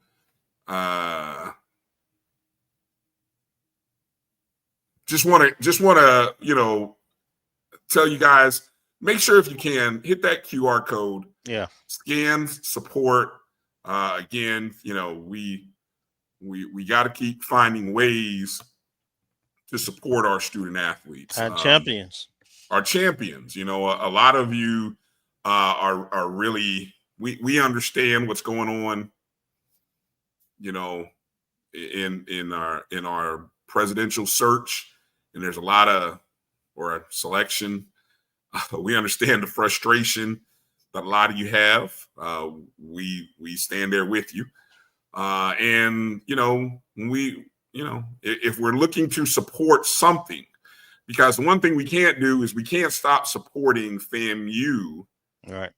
We have to maybe turn a little pivot in support of student athletes or students in general. Mm-hmm. So whether it be initiatives like this to support student athletes, or, scholarship opportunities and drives for students in general. That's how we can make our impact there, with also exercising our financial voices in other ways, right? You all know what I'm talking about. And that's how you can make a difference. And that's truly how you can make a difference. So we hope that you guys will join us as we race the 10K and try to help not only Kirk, but all of our student athletes in our track program. Mm-hmm. And hey, I would even encourage you, if you're a business owner, there are NIL opportunities as well that you can get behind. If you have a business and you want, and you've seen, you guys who have watched our show, you guys have seen Kirk 2 times on our show now in this past spring. Very engaging, very fun-loving, a great smile, real energetic person. Yes. Come on. How do you not want somebody like Kirk representing your brand or representing your business? And that's where you business owners can make an impact. Every dollar counts. So I would encourage you from your businesses, whether it be through the NIL opportunities of the FANG Exchange, or whether it be through the NIL opportunities that are set up through the athletic department, you can also be a part of helping Kirk or helping any of our student athletes. So I just wanted to share that. Anything you want to add in here, Kelvin? No, I think you covered it well. We have to support our student athletes. We have winning coaches. We have super student athletes. You heard Coach Shouppe talk about Papa graduating in four years in engineering while playing Division I baseball at a very high level. You met one of our recruits on today's show. We have great kids who doing it both on the field, class, and in the classroom. And they need our support, not just on game day, but throughout. So they're more than worthy, and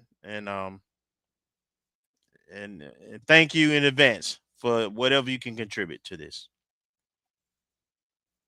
All right.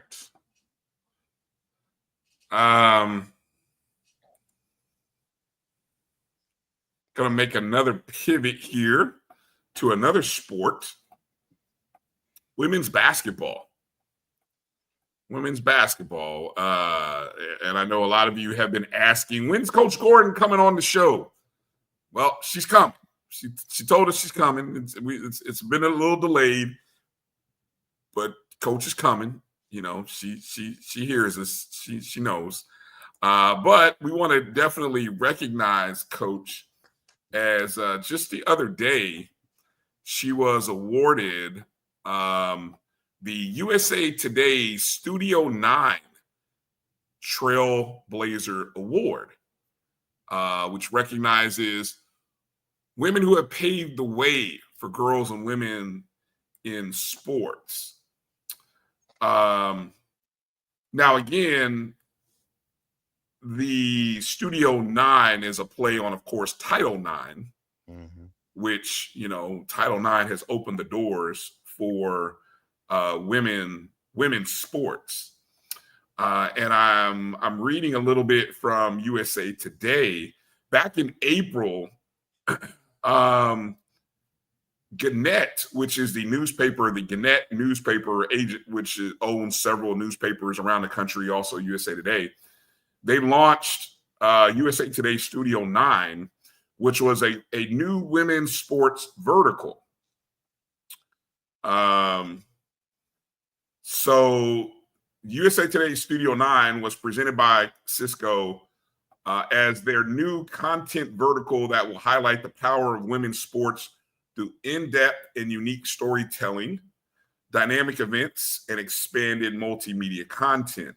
This new community for women's sports draws upon the power of the USA Today network, which includes USA Today and more than 200 local publications throughout the country. Studio 9's launch coincided with the day of the 2025 WNBA draft, where USA Today had reporters on the orange carpet and inside, there with them. So that's a little bit about what Studio 9 is. And so the Trailblazer Award winners were, of course, our own Bridget Gordon, recognized as one of the best athletes to ever attend a local high school, having led her team to the first girls basketball state championship in the Volusia Flagler area. Also, other winners included Polly Linden, Alice Smithers, Ann Horton, Faye Baker, and Judy Warren. All of these women were trailblazers in their respective sports, primarily centered around either high school or collegiate sports.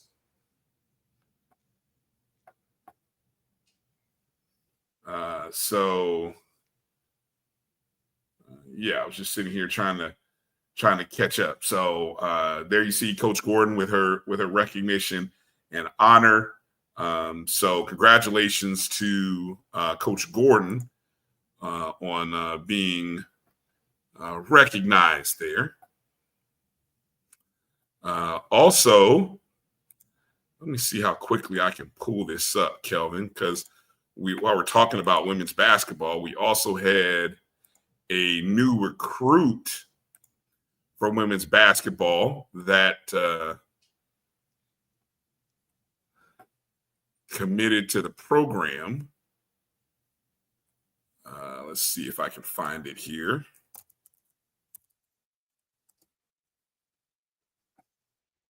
Let's see.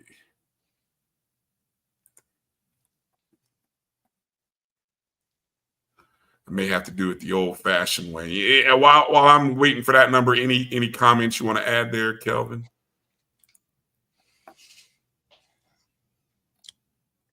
No, I really don't have a whole lot, man.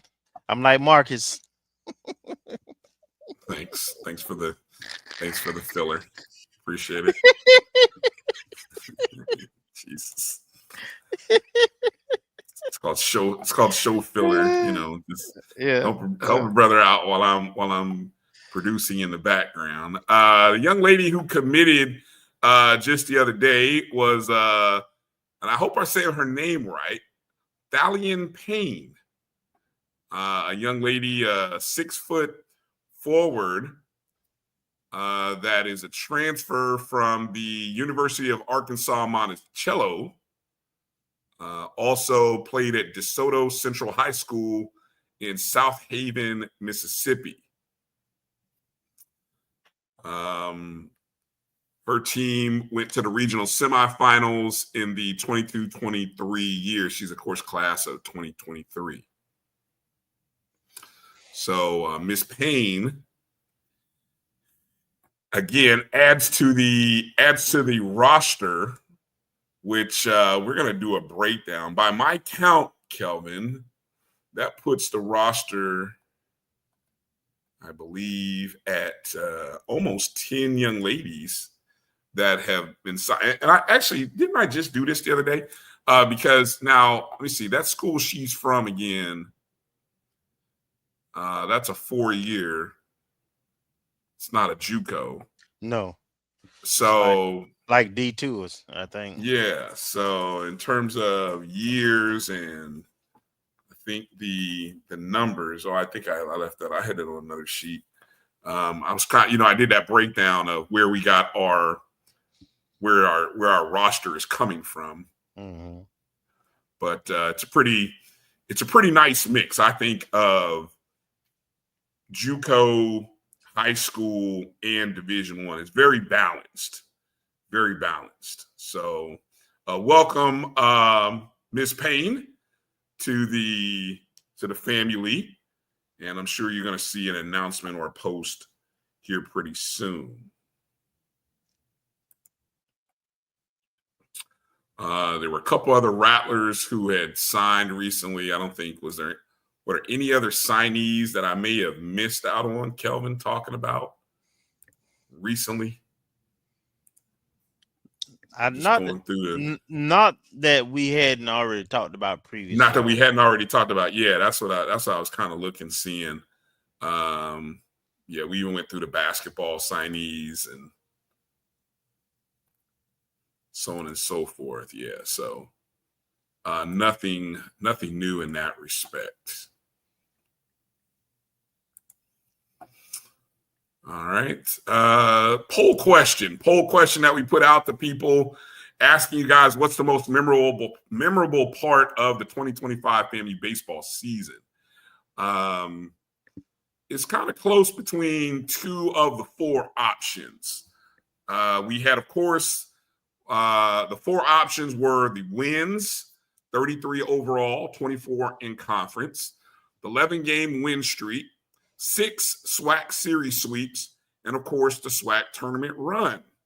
What do you put your money on, Kelvin? Which was your most memorable part of the 2025 baseball season?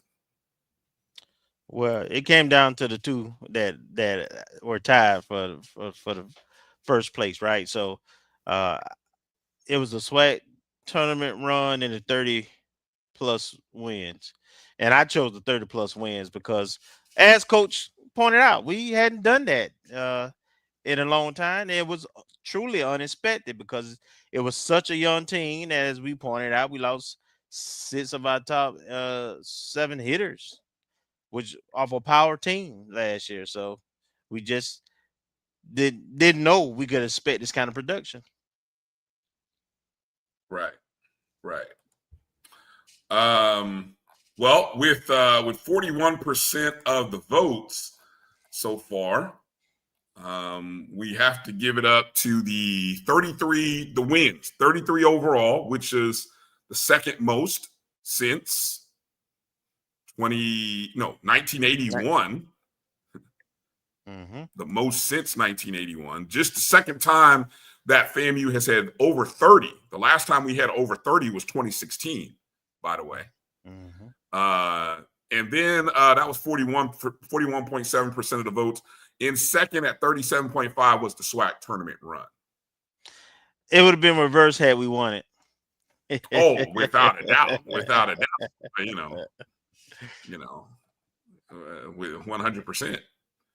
100%. Mm-hmm. And definitely want to encourage you guys to check out Gerald Thomas's article from earlier today regarding Jalen Niles. If you haven't seen it, make sure you're following at 3PeteG, G-E-E, and go check out his article on Jalen Niles. Good stuff there. And, of course, you heard Coach Shouppe kind of reference it a little bit earlier in the show. Our other poll question, Kelvin, that I put out earlier in the day, and we go into the summer months, we're gonna get into doing some of these summer look back things. We're gonna look back on the past year. But the question that I proposed earlier was, what do you want to brag more about? Regular season titles, conference tournament titles, the All Sports Award, or beating your rival? Where do you stand on that one, Kelvin? Give me the options again. Okay, the options are regular season titles, conference tournament titles, the conference all sports awards, or beating your quote unquote beating the rival. I'm about titles, man. The highest level. National title and then conference titles. All of the above is not an option, Hollow. Actually, pick one. So, and national titles weren't on there either, but yeah. But in order to get a national title, you probably have to win a conference title. Yeah. In most cases. In most cases. So you would have selected it you did select conference titles. Yes. Well, a lot of people think like you, Kelvin. 76.9% of the votes said conference tournament titles, which FAMU have 200 something. I think we're at 201. Yeah. 201. We value titles. We had the second most this year in the SWAC. Texas Southern finished with 5 conference tournament titles. And we finished with 4, second most. Now, of course, the winners of the All Sports Awards within the SWAC, Alabama State won it for the 3rd consecutive year. They even won they won the women's. Yep. And JSU won the men's. But, what's men's? Huh? What's men's? The name? I'm just being funny. Go ahead. Oh, I missed it. Sorry. Yeah. I did note one of the things that I did note, and I did a little research on this.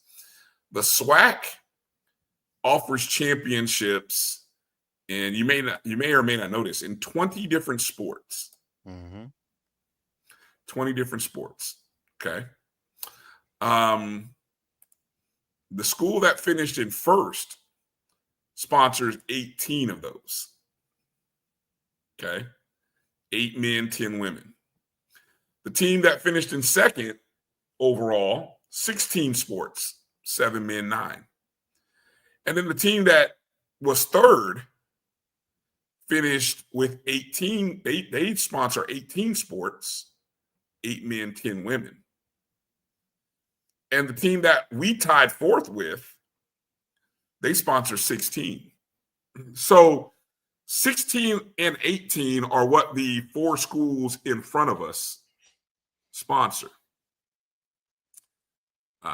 You guys should know this because it's been said many times. We sponsor how many, Kelvin?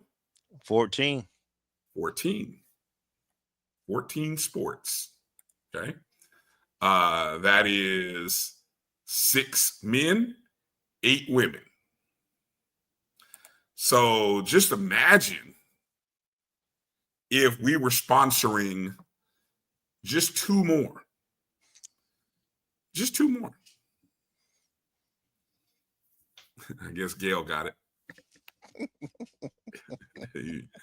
I think I know what you're talking about. Now that it took me a second, I'm a little slow. Took me a second. I think I know what you're talking about. Yeah. So, that's why I kind of asked that question, because one of the things that I'm going to look to do on Sunday's show is kind of talk about rivalries and rivals, because I just, we're getting into the summer months, and you're trying to find content, but more, I think it's always interesting to look to see what do fan bases value, because I think when we talk about supporting our athletic department, Kelvin, and supporting financially, understanding what matters to you as fans is where we have to put our money. Yeah. Where we have to put our support. So you guys say conference titles. Well, how many of us are supporting our, championship golf, volleyball, tennis, track and field teams? How many of you are supporting softball and baseball, who finished second in the conference tournament? Softball won the division. So, we have the band of the year. Yes. The Marching 100. We do so much winning. Yeah. Yeah. We do. So there really is an attention that comes with the support. And so we that's why I asked that question, to kind of say, what do you guys really care about? Because I think we have to be able to put our money behind the initiatives that we really care about. So, yeah. And all part right. of that, and just real quick, part of that came out in the AD's brunch. Yes, it did. Yes, it did. What she talked about, the new NCAA roster expansion for sports, where sports used to be equivalency like baseball, right? Where you only had 11.9 or something like 7, and they had to split it. Where now they're going to straight, so you're gonna be able to sign up to 30, like 33, 35, somewhere around. Same thing with softball. So I think she mentioned that to meet the new NCAA requirements, our scholarship athlete number is probably going to increase somewhere around 118. Yes. So, and that's just for the 14 sports that we sponsor. That's not including if we add any sports. So it's critical. I'm just pointing those things out because it's critical that we continue to invest, and we're going to have to invest more.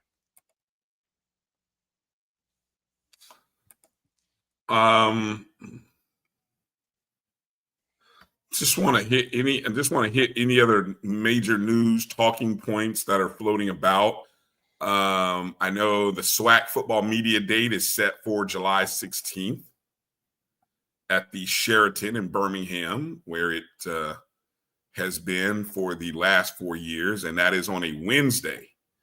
So, yeah, I imagine that's going to move to Atlanta pretty soon. You think? I doubt it. Conference office is right there. Conference office is in Birmingham. How much longer? Oh. That's interesting. Well, they bought a building. I don't know if that's, they got a building that they bought. So what? Okay. Conference offices move all the time. Some Belt moving to Jacksonville, moved to Jacksonville. So used to be in New Orleans at one time. That's true. All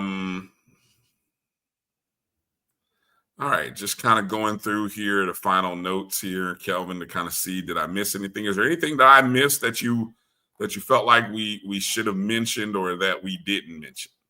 No, I looked at all the notes in the script, and I think we covered pretty much everything we need to for this show. Okay. All right. Well, all of you who are watching the show and have been watching the show, we appreciate you. We certainly do. And again, one final plea to hit the thumbs up and the like button. Helps out the algorithm, and it just kind of gives us a little pat on the back to let us know all this hard work means something to you and that you guys are enjoying the content. You can always make a donation to the show via the Cash App, or if you're in our YouTube page, you can leave a super chat, or you can join the JBN YouTube page. So we say thank you to all of the JBN subscribers, those of you who join the show, who contribute on a monthly basis. Your contribution is greatly appreciated. You can also catch any of the shows that are part of the Black College Sports Network on the BCSN Pod Zone, everywhere that you listen to podcasts. BCSN Pod Zone. Go download, rate, subscribe, review, download. So there you go. Yeah. All right. So I think I've covered everything for tonight. Again, thank you to Jamey Shouppe. Thank you to Jett, Peddy for joining the show. Hopefully you guys enjoyed those segments. Please share them. Hold on, Bryan. What's up? Pacers in what? 6. Talk your talk. Hey, I've been saying it all series. I've been saying it all playoffs. Don't sleep. I know OKC is supposed to be this juggernaut, but come on, really? It's OKC. They've never been there before. That's an excellent point. That's why I say Indiana has a better shot than a lot of people talking about 5 games. Get out of here. It's going minimum 6. I'm predicting 7. I don't want it to go 7, but I do agree with you. It's going more than 5. Yeah. So if you're looking for an angle from me, I tell you it's going to go over 5. And hey, why not? Pacers in 6, 4-2. Go. Why not? Hey, well, if you look at the statistics, both teams are in the top 5 in offense and top 3. Yeah. And top 5 in defense. So I mean, they really evenly match. The only really difference, in my opinion, is that OKC got the bigger superstar, but Indiana got what I like when it comes to championship teams in basketball in the NBA, and OKC has to prove that wrong. They have the more experience. All right. Well, game 1 starts tomorrow, NBA Finals.